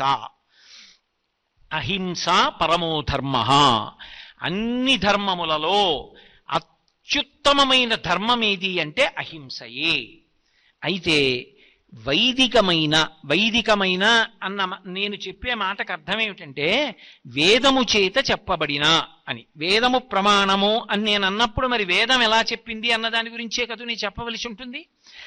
అహింస అన్న మాటని ఎలా ఆచరించాలి జీవితంలో?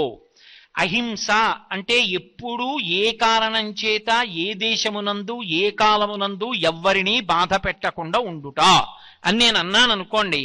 మీరు ఒక్కసారి ఆలోచించండి, అసలు అది జీవితంలో సాధ్యమా? అసలు అది సాధ్యపడుతుందా? నేను ఈ విషయాన్ని మీతోటి దేశమునందు, కాలమునందు, వర్ణమునందు, ఆశ్రమమునందు సంబంధం లేకుండా మీ వలన ఏ ప్రాణికి శారీరకముగా కాని మానసికముగా కాని ఖేదము కలగకుండా ఉంటే మీరు అహింస పాటించినారు అని నేను అన్నప్పుడు, నేను అన్న మాట గట్టిగా ధ్వని ప్రకంపనలు వచ్చినప్పుడు కొన్ని సూక్ష్మమైన జీవులు చచ్చిపోతాయి. అహింస అంటే ఏమిటో నేను చెప్పడంలో హింస ఉందా లేదా? ఇంకా నేను అహింస ఎక్కడ చేశాను? అసలు అహింస చేయకుండా ఉండడం సాధ్యమా? అహింస చేయకుండా ఉండడం అంటే అసలు ఏ హింస చేయకుండా ఉండడం. ఎప్పుడు ఏ కారణం చేత ఎవరినీ బాధించకుండా ఉండాలి. అది శారీరకం కావచ్చు, మానసికం కావచ్చు, దేశమునందు కావచ్చు, కాలమునందు కావచ్చు. ఏ కారణం చేత మీరు ఎప్పుడూ ఎవరిని బాధించరాదు అని నేను అన్నాను అనుకోండి. అసలు ఆ అహింస సాధ్యం అవుతుందా లోకంలో? సాధ్యము కాదు. అందుకే అహింస అన్న మాటని శాస్త్రం మాట్లాడినప్పుడు అనేక కోణాలలో విచారణ చేసింది. ఆయన హింస చేసినాడు అన్న విషయాన్ని తీర్మానం ఎప్పుడు చెయ్యాలి అంటే, ఆయన బుద్ధి యందు ఆ లక్షణం ఉన్నదా? ఆయన హింస చేయడం కోసమే ఆ మాట చెప్పాడా? హింస చేయడం కోసమే అలా బాధ పెట్టాడా? ఇది ఆలోచించాలి. ఇది ఆలోచించినప్పుడు ఆ కోణంలోకి ఆయన చేసిన పని రాలేదనుకోండి, ఆయన ఇతరులను బాధ పెట్టడానికి కానీ హింస చేయడానికి కానీ ఆ పని చేసినవాడు కాడు. ఆయన అహింసయే పాటించినవాడు. నేను మీకు బాగా అర్థం అవ్వాలంటే మినహాయింపులు ఎందుకు వస్తాయో నేను చెప్తాను. సైన్యం ఉంది. సైన్యం దేశ సరిహద్దులలో మొహరించి ఉంటుంది. విదేశాలలో ఉండేటటువంటి సైనికులు సరిహద్దులు దాటి మన దేశంలోకి చొరబడుతున్నారనుకోండి, మా దేశం అహింసకి చెందిన దేశం. మేము శారీరకంగా కానీ, మానసికంగా కానీ, వాక్కుతో కానీ, దేశమునందు కానీ, కాలమునందు కానీ ఎవరినీ బాధ పెట్టం. కాబట్టి మేము ఆయుధాలు ఉత్తినే అలా పట్టుకుంటాం. మేము ఎవరిని ఏమీ చెయ్యం. అహింస నమ్మండి. అలా చెయ్యకండి, తప్పు. మీరు అలా సరిహద్దులు దాటి రాకూడదు అని మీరు ప్రవచనం చేశారనుకోండి, దేశాన్ని కాపాడుకోవడం సాధ్యమా? అప్పుడు సైన్యం తుపాకీ తీసి కాల్పులు జరిపిందనుకోండి, అప్పుడు సైనికులు హింస చేసినారు అని నేను తీర్మానం చెయ్యొచ్చా? అలా తీర్మానం చేయడానికి వీల్లేదు. ఎందుకు లేదు అంటే రెండిటిని దృష్టిలో పెట్టుకుని హింస చేశాడో చెయ్యలేదో చెప్పాలి. ఏ రెండు విషయాలు దృష్టిలో పెట్టుకోవాలి? ఒకటి ఆయన ఉద్దేశ్యము, రెండు ఆయన కర్తవ్యము. ఈ రెండు మీరు చాలా జాగ్రత్తగా అర్థం చేసుకోవాలి. ఆయన ఉద్దేశ్యం ఏమిటి అసలు? ఆయన ఎందుకు కాల్చాడు తుపాకీ? ఆయన ఉన్నది దేశ సంరక్షణ కొరకు. దేశ సరిహద్దు దాటి అవతల సైనికులు వచ్చేస్తుంటే దేశాన్ని కాపాడుకోవడానికి తుపాకీ కాల్చకపోతే ఎలా కుదురుతుంది? తప్ప అవతలవాడెవరో, ఏ కుటుంబానికి చెందినవాడో, ఆయన మరణిస్తే ఆ కుటుంబానికి ఎంత నష్టం వస్తుందో కానీ, ఆయనతో పూర్వవైరం కానీ, ఆయన్ని బాధ పెట్టాలన్న ఉద్దేశ్యం కానీ యువతల సైనికుడికి ఉందా? లేదు. తన దేశాన్ని రక్షించుకోవాలందుకు తుపాకీతో కాల్చాడు. ఇప్పుడు ఆయన యందు హింసా లక్షణము లేదు. అందుకే శాస్త్రం ఆయన హింస చేశాడని వెయ్యదు. రెండు, కర్తవ్యతానిష్ట అంటారు. మీరు ఇది బాగా పట్టుకోవాలి. బాధ్యత వేరు, కర్తవ్యం వేరు. బాధ్యత అన్న మాటని శాస్త్రాలలో ఎక్కడా వాడరు. మీరు అందుకే చూడండి, కౌసల్యా సుప్రజా రామ పూర్వా సంధ్యా ప్రవర్తతే ఉత్తిష్ఠ నరశార్దూల కర్తవ్యం దైవమాన్నికం. కర్తవ్యం అన్న మాటకు అర్థం ఏమిటో తెలుసా? ధర్మం. ఎవరు పట్టుకున్నారు? నేను పట్టుకున్నాను అని గుర్తు. నా కర్తవ్యం నేను చేశానండి అన్న మాటకు అర్థం ఏమిటంటే నా ధర్మం నేను చేశానండి. నేను చెయ్యవలసింది చేశానంటే నా ఆచారం నేను పట్టుకున్నాను. ఆచారము అంటే చెయ్యవలసినది చేయుట. చెయ్యవలసినది చేసినటువంటి వాడికి బెంగ పెట్టుకోవలసిన అవసరం ఉండదు. నా కొడుక్కి మంచి మాటలు చెప్పానా? నా కర్తవ్యం అయిపోయింది. నా కొడుకు నన్ను చూసి నాన్నగారు మీరిలా చేశారు నేనెందుకు చేయకూడదు అనేటట్టుగా నేను ఎప్పుడైనా ప్రవర్తించానా? ప్రవర్తించలేదు. నా కర్తవ్యం అయిపోయింది. కర్తవ్యం నేను ఎలా ఉండాలో అలా ఉన్నానా లేదా? నా కర్తవ్యం అయిపోతుంది. ఇప్పుడు నేను ఉండవలసిన రీతిలో ఉన్నాను, అవతలవాడు అలా లేడు, నేను బెంగపెట్టుకోకూడదు. ఏది నువ్వు చెప్పాలో అది చెప్పి అక్కడతో విడిచిపెట్టాలంతే. పట్టు కూర్చుంటే కోపానికి వశుడు అయిపోతావు. కర్తవ్యం అయితే వదిలిపెట్టేస్తావు. నువ్వు అప్పుడు అది చెప్పాలి, చెప్పావంతే. నీకు మనసులో ఏమైనా కక్ష ఉందా? ఏమి లేదు. అది చెప్పాలి, చెప్పి వెంటనే విడిచిపెట్టాలి. దాన్ని పట్టు కూర్చోకూడదు ఇంకా. అది కర్తవ్యం.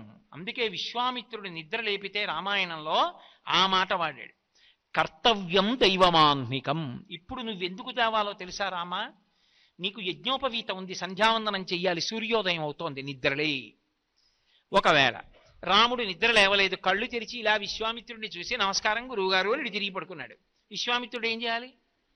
ఓ 5 నిమిషాలాగి మళ్ళీ ఇదే మాట చెప్పాలి, కౌసల్యా సుప్రజా రామ పూర్వా సంధ్యా ప్రవర్తతే ఉత్తిష్ఠ నరశార్దూల కర్తవ్యం దైవమాన్నికం.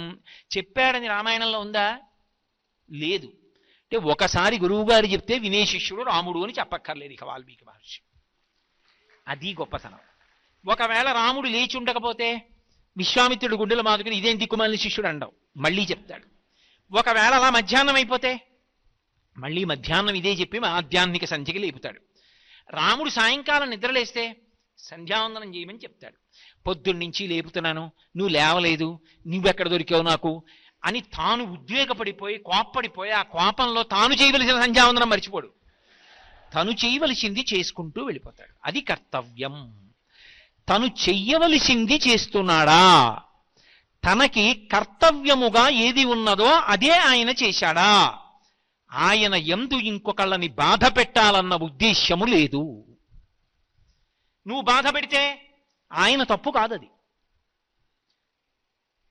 పట్టుకోవలసిన విషయం అది. లేకపోతే మీరు ఒకటి ఆలోచించండి, హింస చేశాడండి అని మీరు ప్రతివాణ్ణి అంటే ఆయన ఎలా నిలబడతాడు అసలు కర్తవ్యంలో? అప్పుడు సైనికుడు దేశాన్ని ఎలా రక్షిస్తాడు? రెండు మీరు ఆలోచించండి. ఒక న్యాయాధికారి ఉన్నాడు, ఒక న్యాయమూర్తి. ఆయన ఆ న్యాయమూర్తి దగ్గరికి ఒకడిని తీసుకొచ్చారు. ఏమంటే 10 మందిని చంపేశాడు ఈయనన్నారు. ఈయనకి ఉరిశిక్ష వేస్తున్నానన్నాడు. ఈయనకి ఉరిశిక్ష వేస్తున్నాను అని ఒక న్యాయమూర్తి చెప్పినప్పుడు న్యాయమూర్తి హింస చేశాడా? ఆయనకి ఏ దోషము రాదు. ఎందుచేత అంటే ఆయన కర్తవ్యం. సమాజమునందు అంత పెద్ద పెద్ద తప్పులు చేసిన వాళ్ళకి శిక్ష వేసి ఇక మళ్ళీ అలా ఎవరూ తప్పు చెయ్యకుండా ఆయన సమాజాన్ని కాపాడాలి. ఎవరిని కాపాడాలో వాళ్ళని కాపాడుతుండాలి. ఎవరి వలన ఇబ్బంది వస్తోందో వాళ్ళని నిగ్రహించాలి.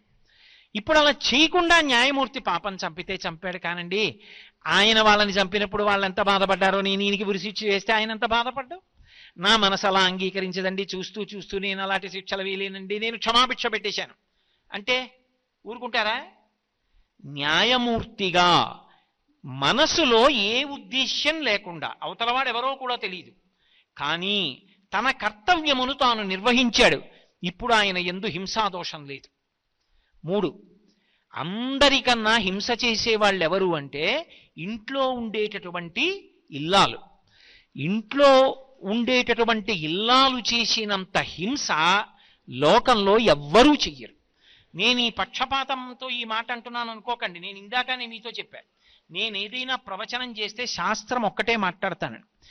నేను తెల్లవారి లేచి స్నానం చేసి సంధ్యావందనం చేసుకోవడానికి పోతాను. సంధ్యావందనం చేశాక అనుష్ఠానం చేసుకుంటాను. అనుష్ఠానం చేసుకున్న తర్వాత ఇంటికి ఎవరో వస్తే వాళ్ళతో మాట్లాడి పలహారానికి వస్తాను.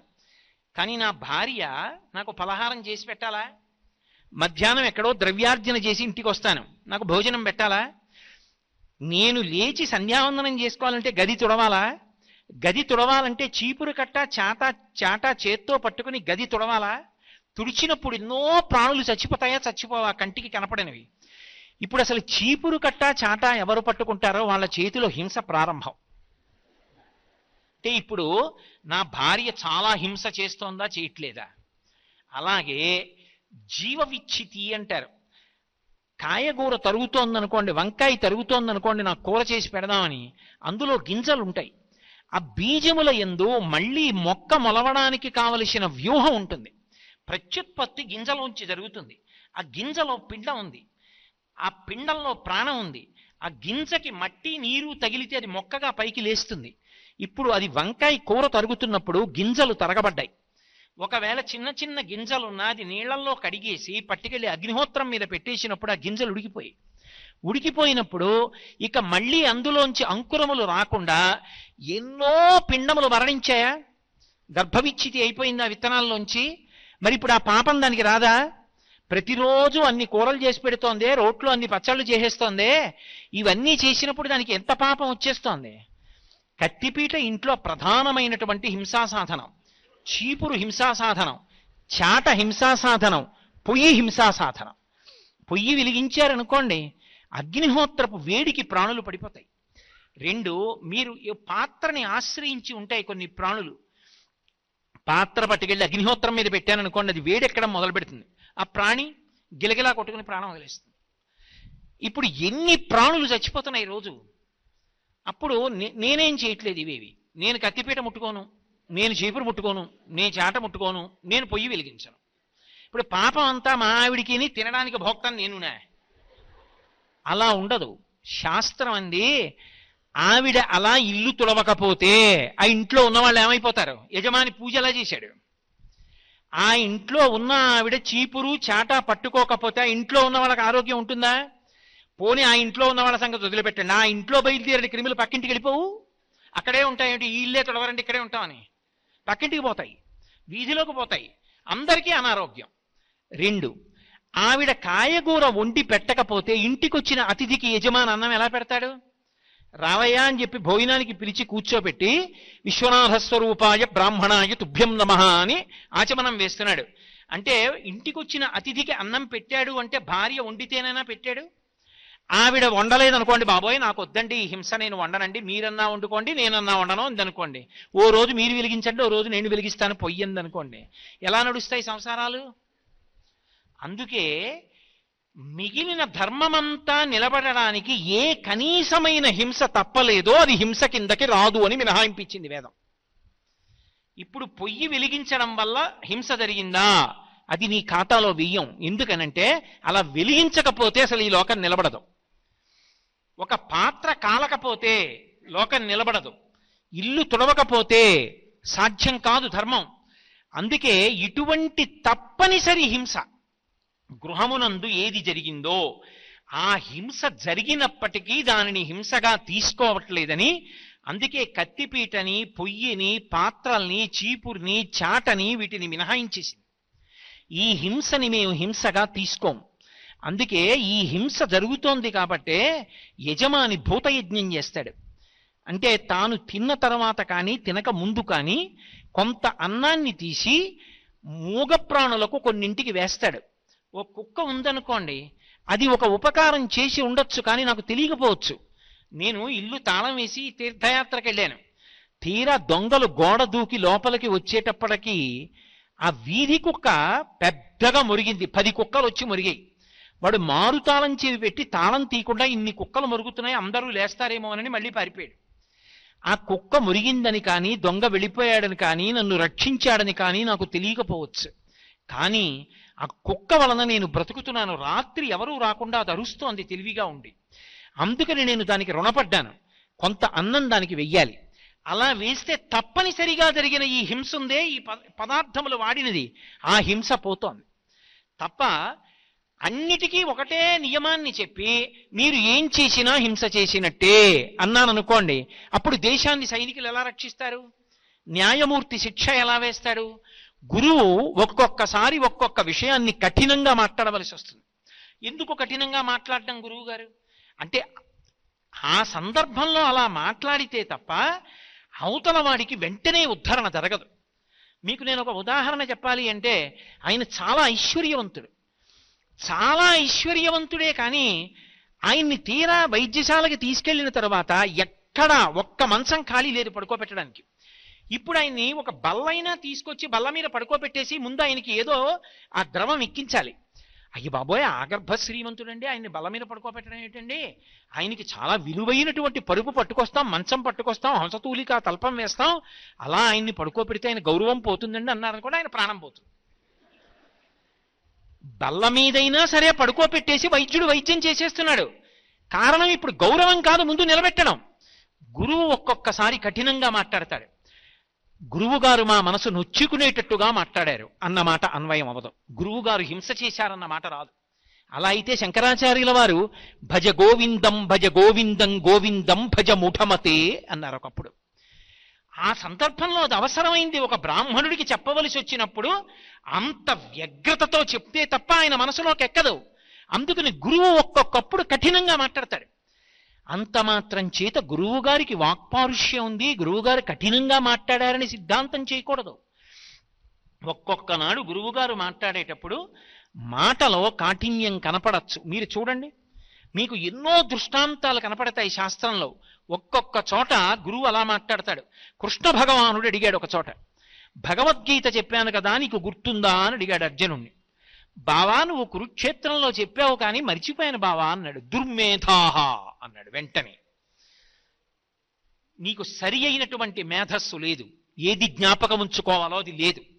అదే కృష్ణుడు అర్జునుణ్ణి పిలిస్తే పార్థ అంటాడు, కౌంతేయ అంటాడు, విజయ అంటాడు, సన్నిహితుడా అంటాడు, శిష్యుడా అంటాడు, స్నేహితుడా అంటాడు, బంధువా అంటాడు.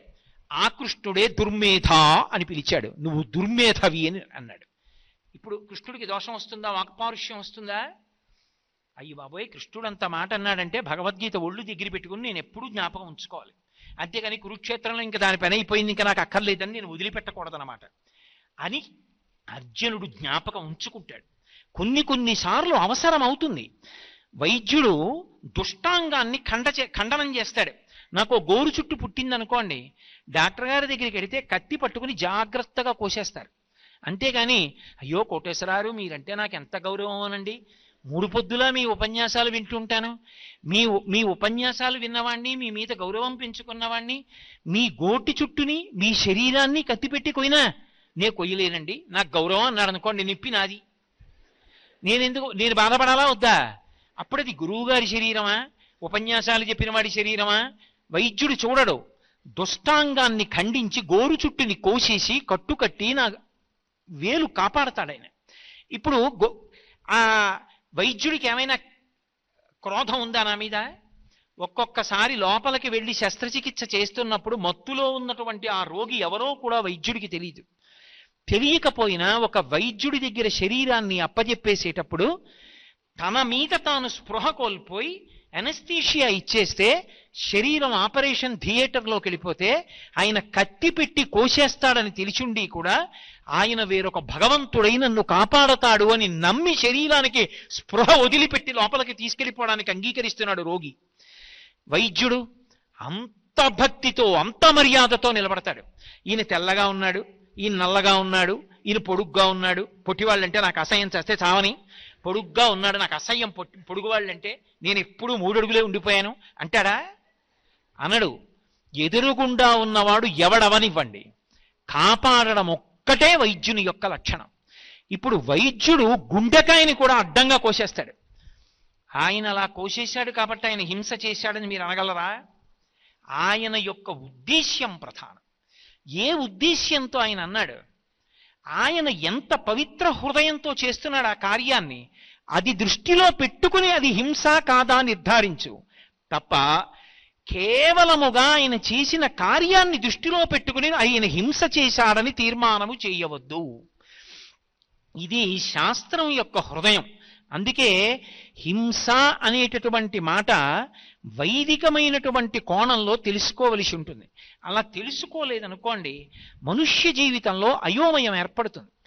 ఏమండి నేను హింస చేశానంటారా, నేను హింస చేశానంటారా, నేను హింస చేశానంటారా అనుకుంటూ కూర్చున్నారనుకోండి అసలు ధర్మము అన్న మాట విడిచిపెట్టేస్తాడు. ఇది జరగలా? ఒకప్పుడు అర్జునుడంతటి వాడు అయోమయానికి గురైపోయాడు. అయ్యయ్యో వీళ్ళందరినీ చంపేస్తే ఎంత ఆలోచన చేసేసాడండి, దానికి అర్థం ఉందా అసలు? ఎక్కడ వరకు వెళ్ళిపోయాడంటే నాకు తెలిసినటువంటి వాళ్ళు బంధువులు ఉన్నారు ఎదురుగుండా, ఇంతమందిని నేను చంపేస్తే వీళ్ళ భార్యలు భర్తలు లేని వాళ్ళు అయిపోతారు. అప్పుడు వాళ్ళు సౌందర్యవతులు కాబట్టి బలవంతంగా వేరొకరు తీసుకుపోతారు. తీసుకుపోతే వాళ్ళ తప్పే ఉంది? వాళ్ళు బలవంతంగా తీసుకుపోయి వాళ్ళకి బిడ్డల్ని కంటారు. వీడికి బిడ్డలు ఉండరు చనిపోయిన వాడికి. ఎందుకంటే వాడికి పెళ్ళయింది, కొత్తగా యుద్ధానికి వచ్చాడు, బిడ్డలు లేరు. ఇప్పుడు వాడికి పిండ ప్రదానం చేసేవాడు ఉండడు. లుప్త పిండోదక క్రియాహ, తద్దినం పెట్టేవాడు ఉండడు కొడుకు. నేను చంపను తప్పన్నాడు. కృష్ణుడు మాట్లాడడం మొదలుపెట్టాడు. హింస చేయించాడని చెప్పాలి అప్పుడు ఆయన. కృష్ణుడు అంతా చెప్పాక అర్జునుడు బావా ఇప్పుడు యుద్ధం చేస్తా అన్నాడు. అంటే కృష్ణుడు హింస ప్రేరేపించాడని చెప్పాలా భగవద్గీత ద్వారా? కాదు, కర్తవ్యాన్ని బోధించాడు. అప్పుడు నువ్వు ఏది చెయ్యాలో అది చెయ్యాలి, అంతేకాని అక్కర్లేని విషయాన్ని దృష్టిలోకి తేకూడదు. అందుకే భగవద్గీత అంతా చెప్పాక అడిగాడు, ఇప్పుడు ఇది విన్నాక నీకేమైందని అడిగాడు. నష్టో మోహ స్మృతిర్లబ్ధ. నా మోహం పోయింది, నా అజ్ఞానం పోయింది, నా అయోమయం పోయింది. ఈ అయోమయం ఉన్నంత కాలం అసలు తను చెయ్యవలసిన ధర్మం మీద తనకి స్పష్టమైన అభిప్రాయం ఉండదు. ఇప్పుడు నేను ఏం చెయ్యాలో నాకు అర్థమైంది. వాడు నా బంధువని చంపకుండా ఉండట్లేదు, వాడు నా బంధువు కాడు అని చంపేయట్లేదు. నేను చంపుతున్నది ఎందుకు అంటే వాడు ధర్మపక్షంలో ఉన్నాడా అధర్మపక్షంలో ఉన్నాడా? ధర్మము నిలబడాలి కాబట్టి అధర్మపక్షంలో ఉన్న వాళ్ళని సంహారం చేస్తున్నాను అంతే. అది క్షత్రియుడిగా నా కర్తవ్యం కాబట్టి నా కర్తవ్యాన్ని చేస్తున్నాను. ఇప్పుడు నాకు ఇందులో వ్యక్తిగతమైన వైరం కానీ వ్యక్తిగతమైనటువంటి హింసాలక్షణం కానీ నా యందు లేవు. అందుకే నష్టో మోహ స్మృతిర్లబ్ధ. నా అజ్ఞానం పోయింది, నాకు ఏది చెయ్యాలో తెలిసింది. ఎక్కువ రథం అన్నాడు. అందుకే ఎత్ర యోగేశ్వర కృష్ణో ఎత్ర పార్థో ధనుర్ధర తత్ర శ్రీర్విజయోభూతి ధ్రువానీతిర్మతిర్మమ. ఎక్కడ అర్జునుడికి కృష్ణుడు సారథి అయి ఉంటాడో, ఎక్కడ రథంలో అర్జునుడు ఉన్నాడో అక్కడ విజయం. అంటే ఇక్కడ ఉన్నటువంటి రథంలో కృష్ణుడు సారథ్యం చేస్తుంటే నేను లోపల నా జీవుడు కూర్చునుంటే నాకు విజయం. అంటే అసలు నేను హింస అన్న మాట ఎక్కడ వాడాలి, హింస కాదు అన్నది ఎక్కడ తెలుసుకోవాలి, నేను ప్రవర్తించేటప్పుడు ఎలా ప్రవర్తించాలి, ఈ విషయం మీద నాకు సమగ్రమైన అవగాహన కలగాలి అంటే అసలు వారు వీరు అని ఉండదు. ఎవరైనా సరే అహింస అన్న మాట యొక్క అర్థాన్ని తెలుసుకోవాలి. నన్ను చాలా మంది ఎంతమంది అడిగారో ఇప్పటికి, ఈ మధ్య కూడా నన్ను హైదరాబాద్లో చాలా బాగా చదువుకుని ధర్మమునందు అనురక్తి కలిగినటువంటి ఒక తల్లి అడిగింది, ఏమండి రామాయణంలో రాముడు అరణ్యవాసానికి వెళ్ళినప్పుడు ఒక జింకని బాణంతో కొట్టాడుగా, చంపేశాడుగా, చంపి పట్టుకొచ్చి సీతమ్మకి ఇచ్చాడుగా, దాని తోలు ఒలిచి ఆ మాంసం తీసి వండమన్నాడుగా, సీతమ్మ వండి పెట్టిందిగా, మరి రాముడు అరణ్యవాసానికి వెళ్ళి అలా జింకల్ని చంపి మాంసం తినచ్చా, హింస చేయలేదా అని అడుగుతూ ఉంటారు. కానీ ఒక్కటి జ్ఞాపకం పెట్టుకోండి, ఆయన యుద్ధభూమి యందు నిలబడి క్షత్రియుడు వీరస్వర్గాన్ని పొందాలంటారు. అందుకే బలహీనుడైన వాడు తనని తాను రక్షించుకోలేకపోతే, బలహీనుడైన వాడు బలవంతుడితో యుద్ధం చెయ్యలేక తనకున్నది పోగొట్టుకుంటుంటే, ఆ రోజులలో క్షత్రియుల యొక్క ధర్మం బలహీనుడి కోసం యుద్ధానికి వెళ్ళి బలహీనుణ్ణి రక్షించి అవసరమైతే తన ప్రాణం వదిలిపెట్టేయాలి. అందుకే యుద్ధంలో ప్రాణం వదిలిపెడితే వీరస్వర్గం పొందాడు అన్నారు. ఆనాడు క్షత్రియులకున్న ధర్మం అది. కాబట్టి ఇప్పుడు అటువంటి బలం తాను పొంది ఉండాలి అంటే తనకి ఆహారం దొరకాలి. పైగా ఆహారం అనేటటువంటిది ఆ రోజులలో ఉన్న ప్రమాణం ప్రకారం తద్దినంలో బ్రాహ్మణులు కూడా తిన్నారు. మీరు రామాయణం చదివితే అగస్త్యుడికి తద్దినంలో మాంసాహారాన్ని వడ్డించారు. ఒక్కొక్క యుగమునందు ఒక్కొక్కటి ధర్మం. నేను మీకు ఇందాకనే మనవి చేసే కాలమును బట్టి ధర్మం ఉంటుంది అని. ఒక కాలమునందున్నది వేరొక కాలమునందు ధర్మం కాదు. త్రేతాయుగంలో తద్దినం పెట్టినప్పుడు బ్రాహ్మణుడు మాంసం తినడం ధర్మం. అందుకే ఇల్వలుడు వాతాపి విషయంలో కోసి వడ్డించాడు. అగస్త్యుడిని పిలిచి నువ్వు భోక్తవి తినమంటే ధర్మం కాబట్టి తిన్నాడు ఆయన. ఆ యుగంలో తద్దినం పెట్టినప్పుడు బ్రాహ్మణుడు వెళ్ళి తినాలి మాంసం. కలియుగంలో అది తీసేశారు. తద్దినంలోనూ పెట్టక్కర్లేదు, నువ్వు తినను అక్కర్లేదు అన్నారు. మరి దానికి ప్రత్యామ్నాయం మినుముతో చేసిన గారె పెడితే చాలు, సరిపోతుంది. ఇప్పుడు యుగంలో ధర్మం మారిందా లేదా? కాలమునందు ధర్మం మారిందా లేదా?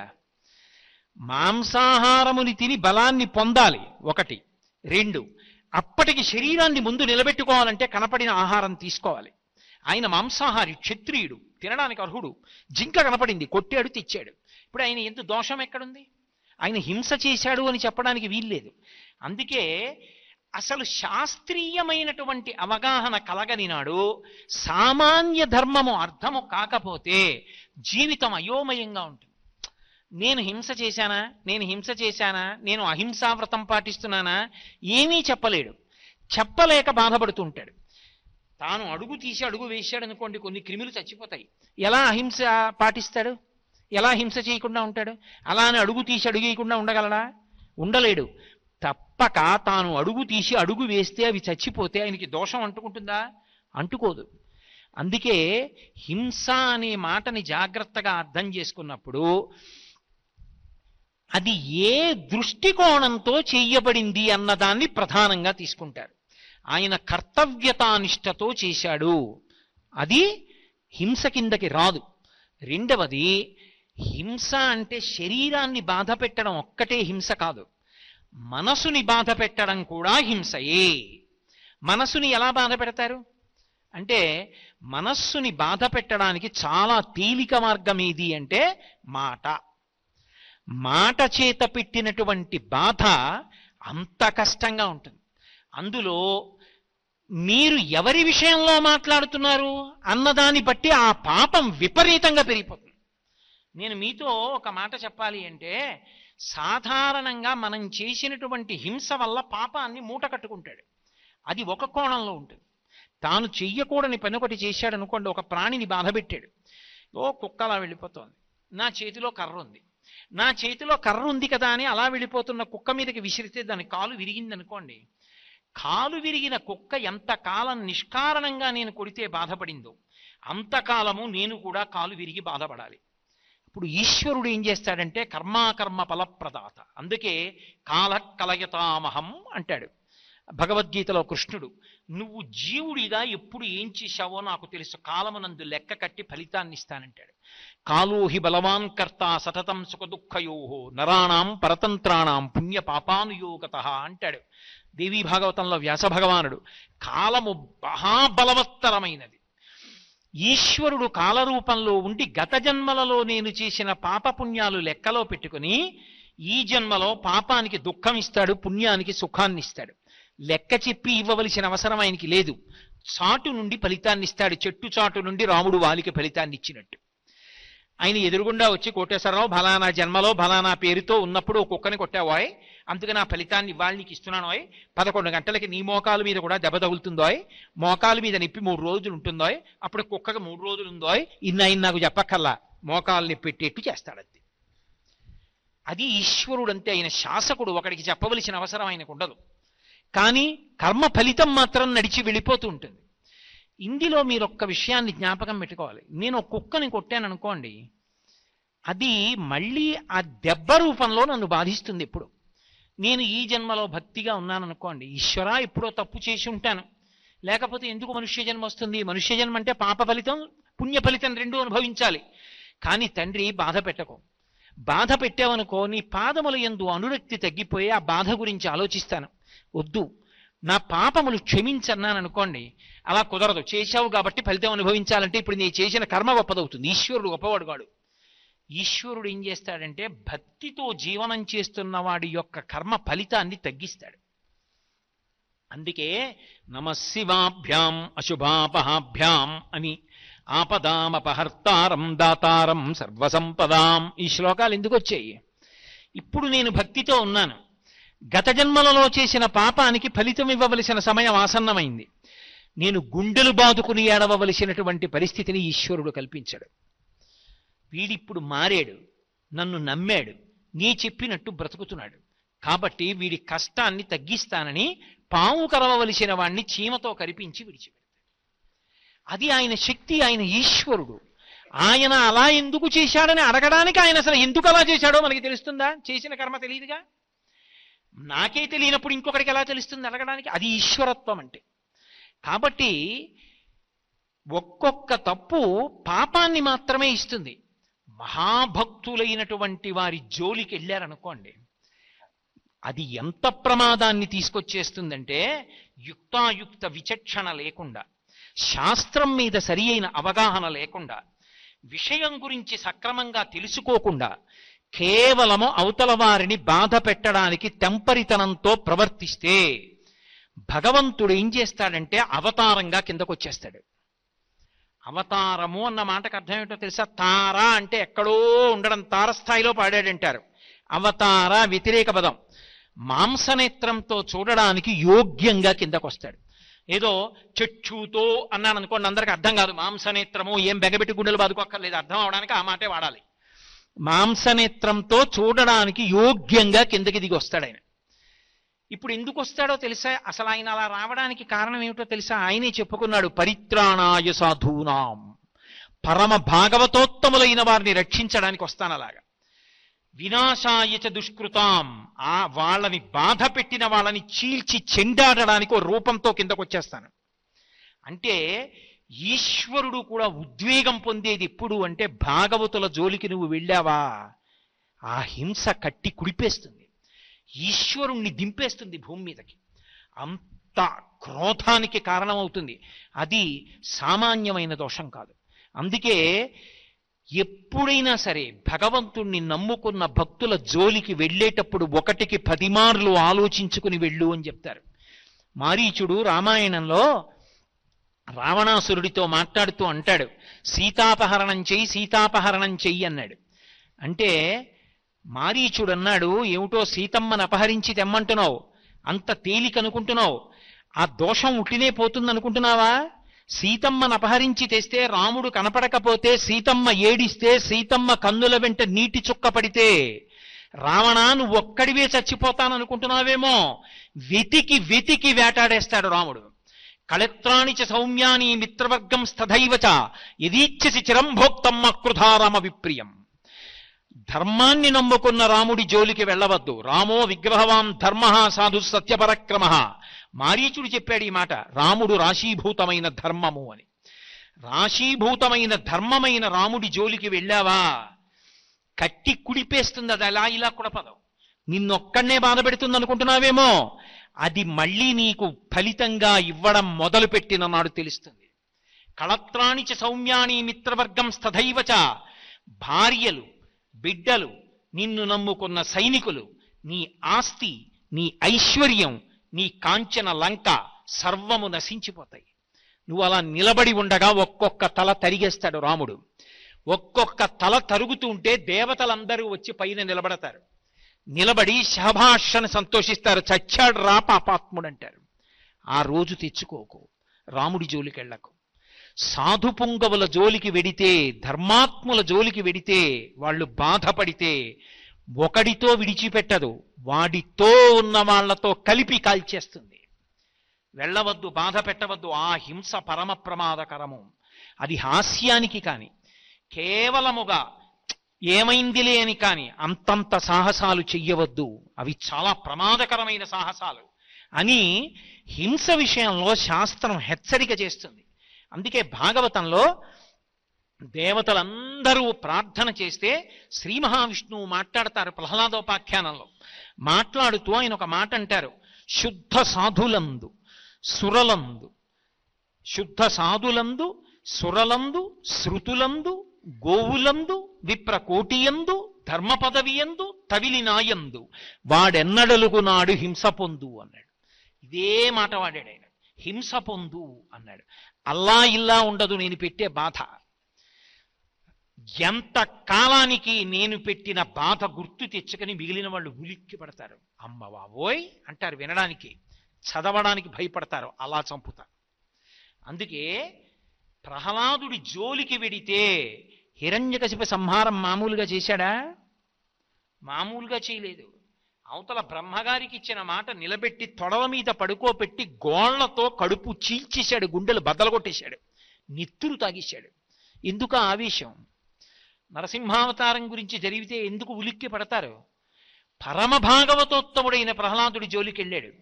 అందుకే ఆయన చెప్పాడు, నేను ఎప్పుడు విపరీతమైన కష్టాలిస్తానో తెలుసా? శుద్ధ సాధులందు, నన్ను నమ్ముకుని బ్రతుకుతున్నవాడి జోలికెడితే. శుద్ధ సాధులందు సురలందు, దేవతల జోలికెళ్ళి అదే పనిగా దేవతల్ని నింద చేస్తే. శుద్ధ సాధులందు సురలందు శృతులందు, వేదాన్ని నింద చేస్తే. శుద్ధ సాధులందు సురలందు శృతులందు గోవులందు, గోవుని హింస పెట్టినా, గోవుని సంహరించినా, గోవుని కొట్టినా, గోవుని బాధ పెట్టినా. విప్రకోటియందు, వేదం చదువుకుని భగవంతుణ్ణి నమ్ముకుని పరమ భక్తితో జీవనం చేస్తున్న వాళ్ళ జోలికి వెడితే, అటువంటి బ్రాహ్మణులను చెనకితి. విప్రకోటియందు, ధర్మ పదవియందు, ధర్మం జోలికెళ్ళి ధర్మాన్ని పాడు చేస్తే. తవిలి నాయందు, చిట్ట చివరికి నన్ని ధిక్కరిస్తే. తవిలి నాయందు, వాడెన్నడలుగు నాడు హింస పొందు. వాడు ఎప్పుడు వాటి జోలికెళ్ళి పాడు చేస్తాడో ఆనాడు వాడు హింస పొందుతాడు. అంటే విడిచిపెట్టడం అన్న మాట ఉండదు. వాడు పడిన కష్టాలు జ్ఞాపకం తెచ్చుకొని మిగిలిన వాళ్ళు ఒళ్ళు దగ్గర పెట్టుకునేటట్టు చేస్తాను. తస్మాత్ జాగ్రత్త అన్నాడు. అందుకే హింస చెయ్యడం అనేటటువంటిదే పరమ ప్రమాదకరం. ఆ హింస పెద్దలైనటువంటి వారు, పరమ భాగవతోత్తములైనటువంటి వారి జోలికి వెళ్ళేటప్పుడు 1కి 10 మార్లు ఆలోచించి వెళ్ళాలి. లేకపోతే అక్కరలేనటువంటి కష్టాలన్నీ వస్తాయి. అక్కడతో పోదు. శాస్త్రం చెప్పిన మాట ఏమిటో తెలుసా? ఎవడు పరమ భక్తుడైనటువంటి వాడి జోలికి వెళ్ళి వేటాడతాడు. వేటాడడం అంటే అదే పనిగా ప్రయత్నించడం, ఆయన్ని బాధ పెట్టడానికి. ఆ పాపాన్ని ఈశ్వరుడు లెక్కలో పెట్టుకుంటే నేను ఎన్ని ఫలితాలు ఇస్తానని చెప్పాడో తెలుసా అలా చేస్తే? ఇదే మాటలు వాడారండి పోతన గారు భాగవతంలో. వెదకి వెదకి దైత్య వీరులు సాధు పురుషులననప వారి బలములనగిపోయి. సిరియు యశము ధర్మంబు ఆయువు భద్రంబు ఆర్యహింస చేత ననగు కాదే.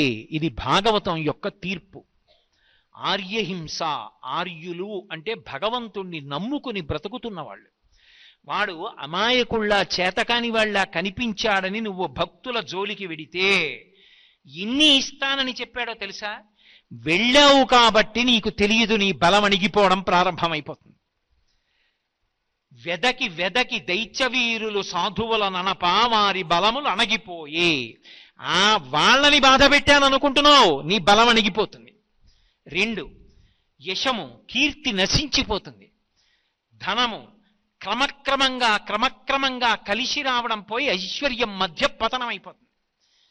అందుకే సిరియు, దానితో పాటు యశము, ధర్మంబు, ఆ బుద్ధి వ్యగ్రతని పొందేస్తే ధర్మం పోతుంది మనిషిలో. ధర్మము, ఆయుర్దాయం క్షీణించిపోతుంది. భాగవతుల జోలికి వెళ్ళాడు కాబట్టి. స్వర్గము, ఉత్తమ లోకాల్ని పొందడు. శరీరం పడిపోయిన తర్వాత పాపకూపంలో పడిపోతాడు. ఆయు, స్వర్గము, వీటిపోవు, ఇవన్నీ కూడా నశించిపోతాయి. ఎందుచేత? ఆర్యహింస చేత ననగు కాదే. ఆర్యుల జోలికి వెళ్ళి పెద్దలైనటువంటి వారిని బాధ పెడితే ఆ బాధ కారణంగా అన్ని ఉపద్రవాలు వస్తాయి.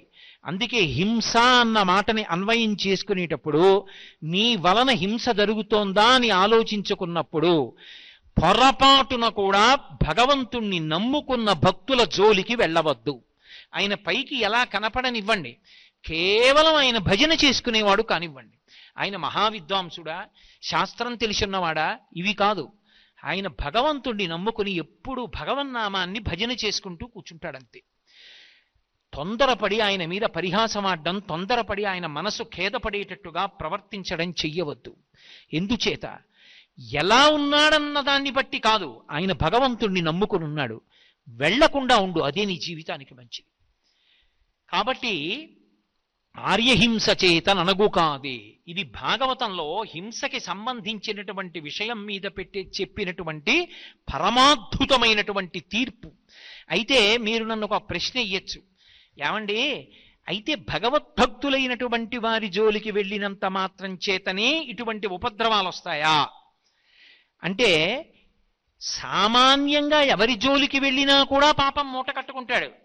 భాగవతుల జోలికి వెళ్ళడం మరింత ప్రమాదకరం. ఏదో బ్యాటరీ లైట్లో 3 బ్యాటరీలు ఉండగా చేయి పెడితే చురుక్కుమనడానికి, ఇంట్లో కరెంటు ఉండగా ఫ్యూజులో చేయి పెడితే ధన్మని షాక్ కొట్టడానికి, ట్రాన్స్ఫార్మర్ మీద ఎక్కి ముట్టుకుంటే షాక్ కొట్టడానికి తేడాలు ఉండవండి. 3 షాకులు ఒకలా ఉంటాయా? దేని శక్తి దాందే విద్యుద్ఘాతంలో. కాబట్టి ఏదైనా పొరపాటే, నువ్వు అలా ముట్టుకోకూడదు. కానీ కోరి కోరి ట్రాన్స్ఫార్మర్లు ఎందుకు ముట్టుకుంటావు? అందుకే అది ఎక్కకూడదు. దాని మీద పుర్రె బొమ్మ 2 ముక్కలు వేశారు. అదే భాగవతంలో పోతన గారు చెప్పారు. వెళ్లకు దాని జోలికి, పరమ ప్రమాదం ఒక జన్మతో పోదు, కొన్ని జన్మలు కట్టి కుడుపుతుంది. ఎందుకురా నీకు? దాని జోలికి వెళ్లకు, అటువంటి హింస చెయ్యవద్దు అన్నారు. ఇది సాధు పురుషుల విషయంలో ఎంత అన్వయమవుతుందో సాధు జంతువుల విషయంలో కూడా అంతే అన్వయమవుతుంది. అది విచిత్రం. అందుకే పరీక్షిన్ మహారాజు గారు మాట్లాడుతూ ఒక మాట అంటాడు. ఆయన కలిపురుషుడి దగ్గర మాట్లాడుతున్నప్పుడు భూదేవి వంక తిరిగి ఒక మాట అన్నాడు. అమ్మా, సాధువులకు జంతువులను బాధించడి కలుల భంజింపని రాజాధము ఆయు, స్వర్గము, శ్రీ, ధనము, వీటిపోవు సిద్ధము తల్లి అన్నాడు. ఎక్కడైనా సరే అమ్మా, రాజైనటువంటి వాడి యొక్క ప్రధాన లక్షణం ఏమిటో తెలుసా? సాధువులకు జంతువులకు. సాధువులైన జంతువులు అన్న మాటకు అర్థం ఏమిటో పోతన గారే చెప్పారు భాగవతంలో.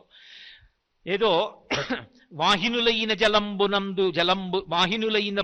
వాహినులందు జలంబు త్రావి అంటారు.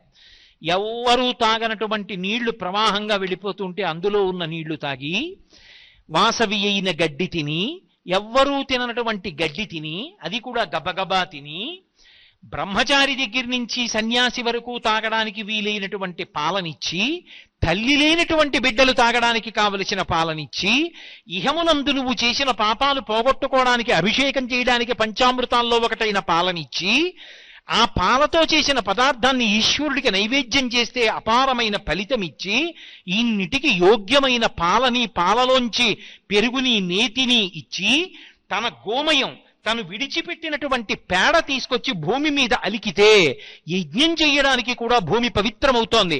అటువంటి పేడని ఇస్తూ, పంచగవ్యములలో ఒకటైనటువంటి మూత్రాన్ని ఇస్తూ, నీకు అక్కర్లేని గడ్డిని, నువ్వు తాగని నీటిని తాగి, నీకు ఇహమునందు పరమునందు పనికొచ్చేటటువంటి ఇన్నిటిని ఇస్తున్నటువంటి పరమ సాధుమూర్తి అయినటువంటి గోవుని బాధ పెడితే దాని అర్థం సాధువులకు జంతువులకు అంత మనకక్కర్లేనివి పుచ్చుకొని మనకి ఇహము పరము ఇన్నిటిని కల్పించగలిగినటువంటి అద్భుతమైన పదార్థములను ఇవ్వగలిగినటువంటి జంతువులను బాధ పెడితే నిష్కారణంగా ఈశ్వరుడు అంగీకరించాడు.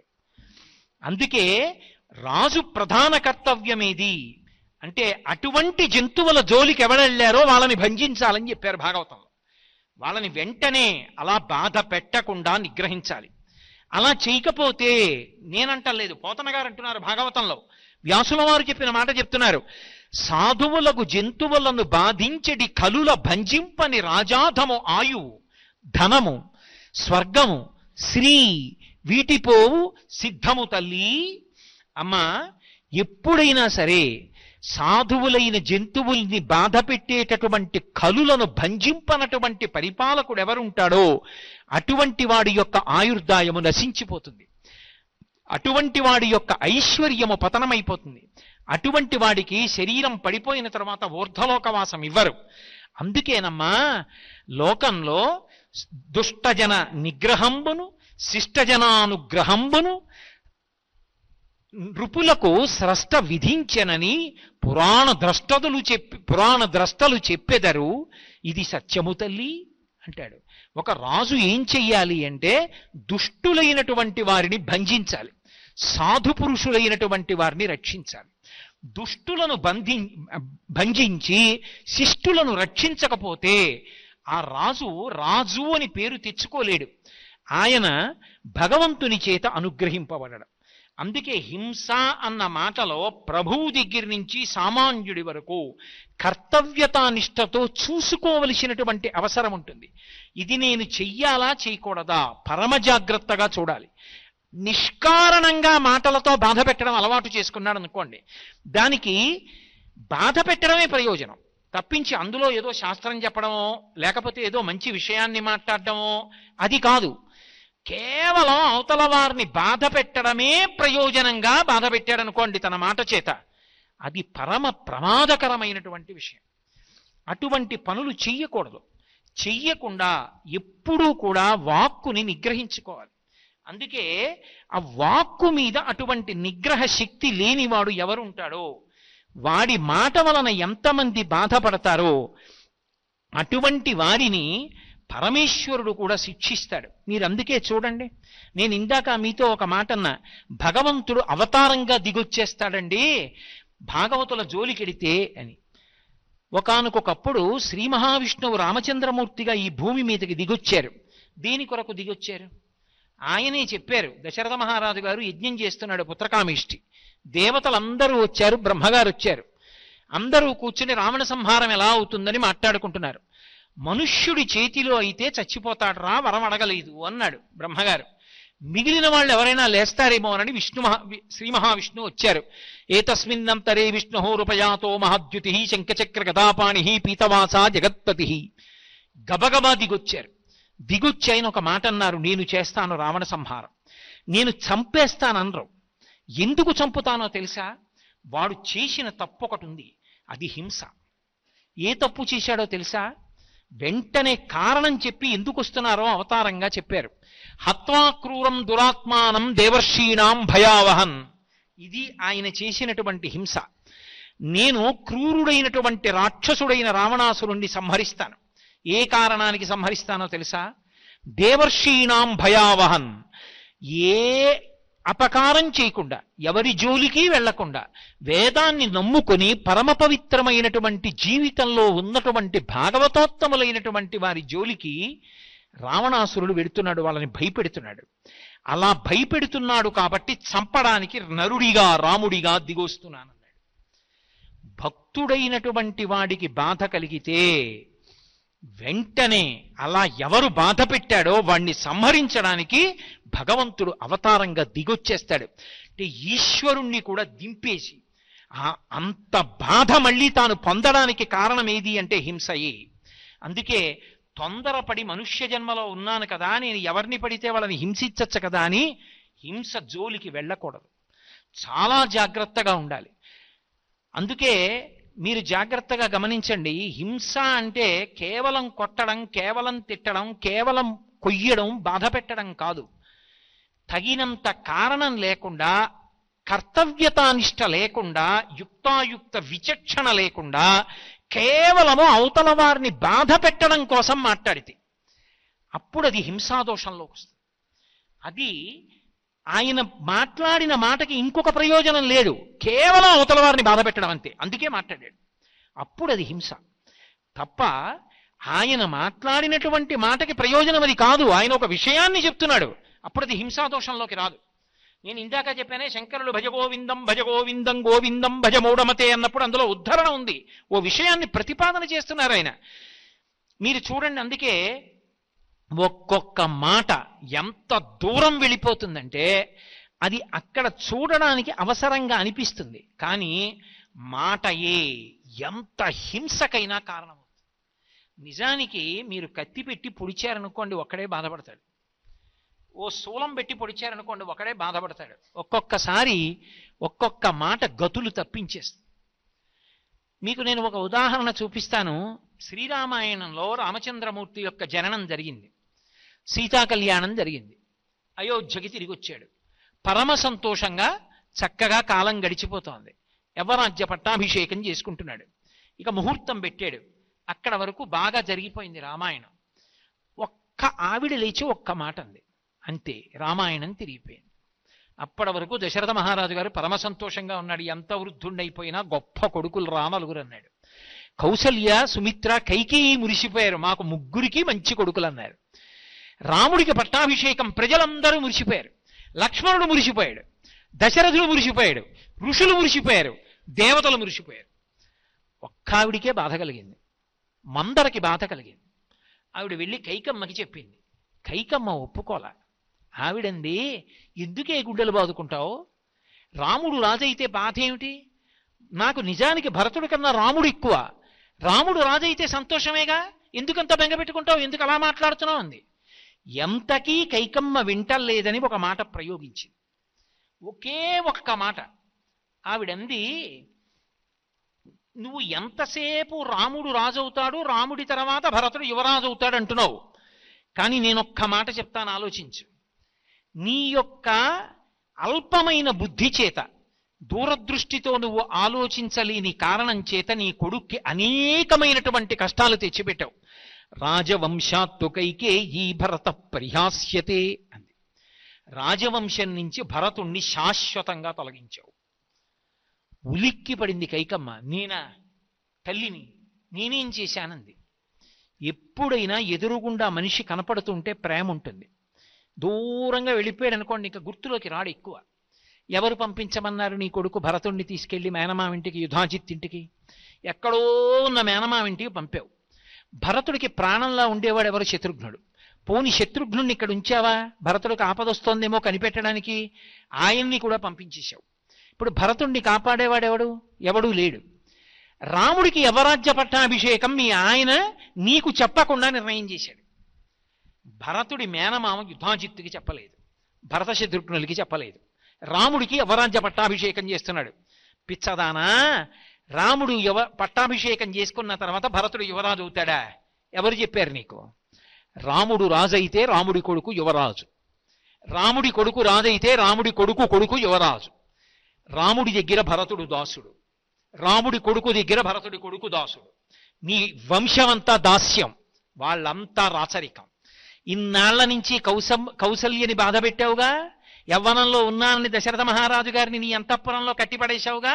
ఇప్పుడు ఆమె రాజమాత, నీ మీద కక్ష తీర్చుకుంటుంది. నువ్వు పాడయ్యావు, నీ కొడుకు పాడయ్యాడు, శత్రుఘ్నుడు పాడయ్యాడు. నీ బుద్ధి వల్ల కాదు, దూరం ఆలోచించావా? పైగా రాముడికి పట్టాభిషేకం, రాముడికి పట్టాభిషేకం అని ఎగిరి గంతులేస్తున్నావు. నీ కొడుకురికి ఇంత ఆపద తెచ్చిపెట్టి సంతోషపడిపోతున్నావే, ఇంత బుద్ధిహీనురాలు లోకంలో ఉంటుందా? ఏమని చెప్పాలి నీ గురించి? పైగా నీకు ఇంకొక మాట చెప్పనా? లోకంలో ఒక విశేషం ఉంది. ధ్రువంతు భరతం రామం ప్రాప్యరజ్యమకంటకం దేశాంతరం వసయిత లోకాంతరమథాపివ. రాజులకు ఒక లక్షణం ఉంటుంది. ఒక్కసారి తాము పట్టాభిషేకం చేసుకున్న తర్వాత ఇక వాళ్ళు శత్రువుల్ని ఎవ్వరినీ కూడా వృద్ధిలోకి రానివ్వరు. తాను పట్టాభిషేకం చేసుకున్న తరువాత మళ్ళీ భరతుణ్ణి మిగలనిస్తాడా? మిగలనిస్తే మళ్ళీ రేపు పొద్దున్న యువరాజు పదవి నాకు కావాలని అడగడు. రాముడి తర్వాత నేను పెద్దవాడిని అని అడగడు. లక్ష్మణ శత్రుఘ్నులు అంటే చాలా చిన్నవాళ్ళు. భరతుడు రాముడి తర్వాత పుట్టినవాడు, దరిదాపుగా పుట్టినవాడు. నాకు యవరాజ్యం కావాలని అడగడు. అందుకని బ్రతకనిస్తాడా భరతుణ్ణి? శత్రుశేషం మిగల్చడు. రెండు మార్గాలు ఆలోచిస్తాడు. ప్రాప్యరాజ్యమకంటకం, రాముడు రాజవగానే మొదటి ఆలోచన ఏమిటో తెలుసా? రాజ్యమకంటకము కావాలి, ఎవ్వరూ శత్రువులు మిగలకూడదు. అందుకే భరతుణ్ణి రెండు కారణాలలో ఏదో ఒకటి ఆలోచించి దేశాంతరం వాసయిత, దేశాంతరం పంపించేస్తాడు, అసలు ఈ దేశంలో ఉండనివ్వడు. లోకాంతరం అథాపివ, తన మాట చెల్లకపోతే, భరతుణ్ణి ఈ దేశం నుంచి పంపించేయడం కుదరకపోతే నిశ్శబ్దంగా ఏదో ఒక మాటు వేసి ఏదో ఒక కుట్ర పన్ని భరతుణ్ణి చంపేస్తాడు. భరతుడు ఈ లోకం విడిచిపెట్టి వెళ్ళిపోతాడు. ఎవరు తెచ్చారు ఈ ఆపద, నువ్వు కాదా అంది. అంతే, ఈ ఒక్క మాటకి పడిపోయింది కైకమ్మ. ఏం చేయమంటావంది. ఆభరణాలు తీసేసి జుత్తు విరబోసుకుని కోపగృహంలోకి వెళ్ళి పడుకో, నీ భర్త వస్తాడు, 2 కోర్కెలు అడుగు. నవపంచ వర్షాణి దండకారణ్యమాశ్రిత చీరాజన జటాధారీ రామో భవతు తాపస అభిషేక సమారంభో రాఘవస్యోపకల్ప్యతాం అనేనైవాభిషేకేన భరతో అభిషిచ్యతాం. 14 సంవత్సరములు రాముడు అరణ్యవాసానికి వెళ్ళిపోవాలి. ఇదే ముహూర్తానికి భరతుడికి పట్టాభిషేకం జరగాలని అడుగు, నీ కొడుకు రాజైపోతాడంది. ఇంత పాలకొండలో విషపు చుక్క పడిపోయింది. ఆ ఒక్క మాట కేవలముగా అసూయతో, ద్వేషంతో, కారణం లేకుండా, ఒకళ్ళ ఉద్ధరణ కొరకు కాకుండా పైకి అలా మాట్లాడుతోంది. కానీ ఆ ఉద్ధరణ చూడ్డానికి పైన ప్రభువు లేడా, మిగిలిన వాళ్ళు లేరా? అక్కర్లేని విషయాన్ని మాట్లాడింది. దశరథుడు చచ్చిపోయాడు. కౌసల్య, సుమిత్ర, కైకేయి ముగ్గురు విధవలైపోయారు. రామలక్ష్మణులు అరణ్యవాసానికి వెళ్ళిపోయారు. సీతమ్మ వాళ్లతో వెళ్ళిపోయింది. తర్వాత సీతాపహరణం జరిగింది. దేవతల కోరిక తీరడానికి, రావణ సంహారానికి మందర అలా మాట్లాడకపోతే జరగదంటారేమో, కానీ కథాపరంగా మందర మాట్లాడినటువంటి మాట పెద్ద ఉపద్రవాన్ని తీసుకొచ్చిందా లేదా? ఒక్కొక్క మాట వలన కలిగేటటువంటి బాధ ఎంత బాధ కలుగుతుందంటే, మీరు తిన్నగా వెళ్ళి ఒక కర్ర పెట్టి కొట్టారనుకోండి, దాని వలన కలిగిన బాధ కన్నా, ఒక పూట అన్నం పెట్టకపోతే కలిగిన బాధ కన్నా, అనరాని మాట అంటే కలిగేటటువంటి బాధ ఎక్కువ. కడుపున్ రంపపు కోత కోయునదియే గాయాలు కాకుండినంటాడు బల్జేపల్లి వారు.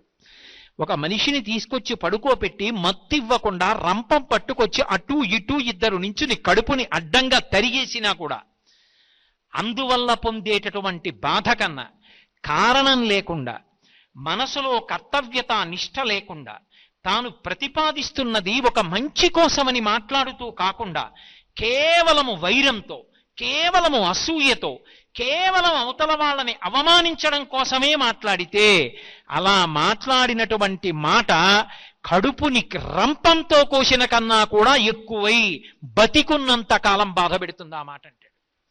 అందుకే హింస కేవలం మనకు శరీరమునకు సంబంధించినది కాదు. భగవంతుడు ఎంత శక్తివంతమైన ఆయుధం ఇచ్చాడో అంత ప్రమాదకరమైనటువంటి పనిముట్టు కూడా మాటయే.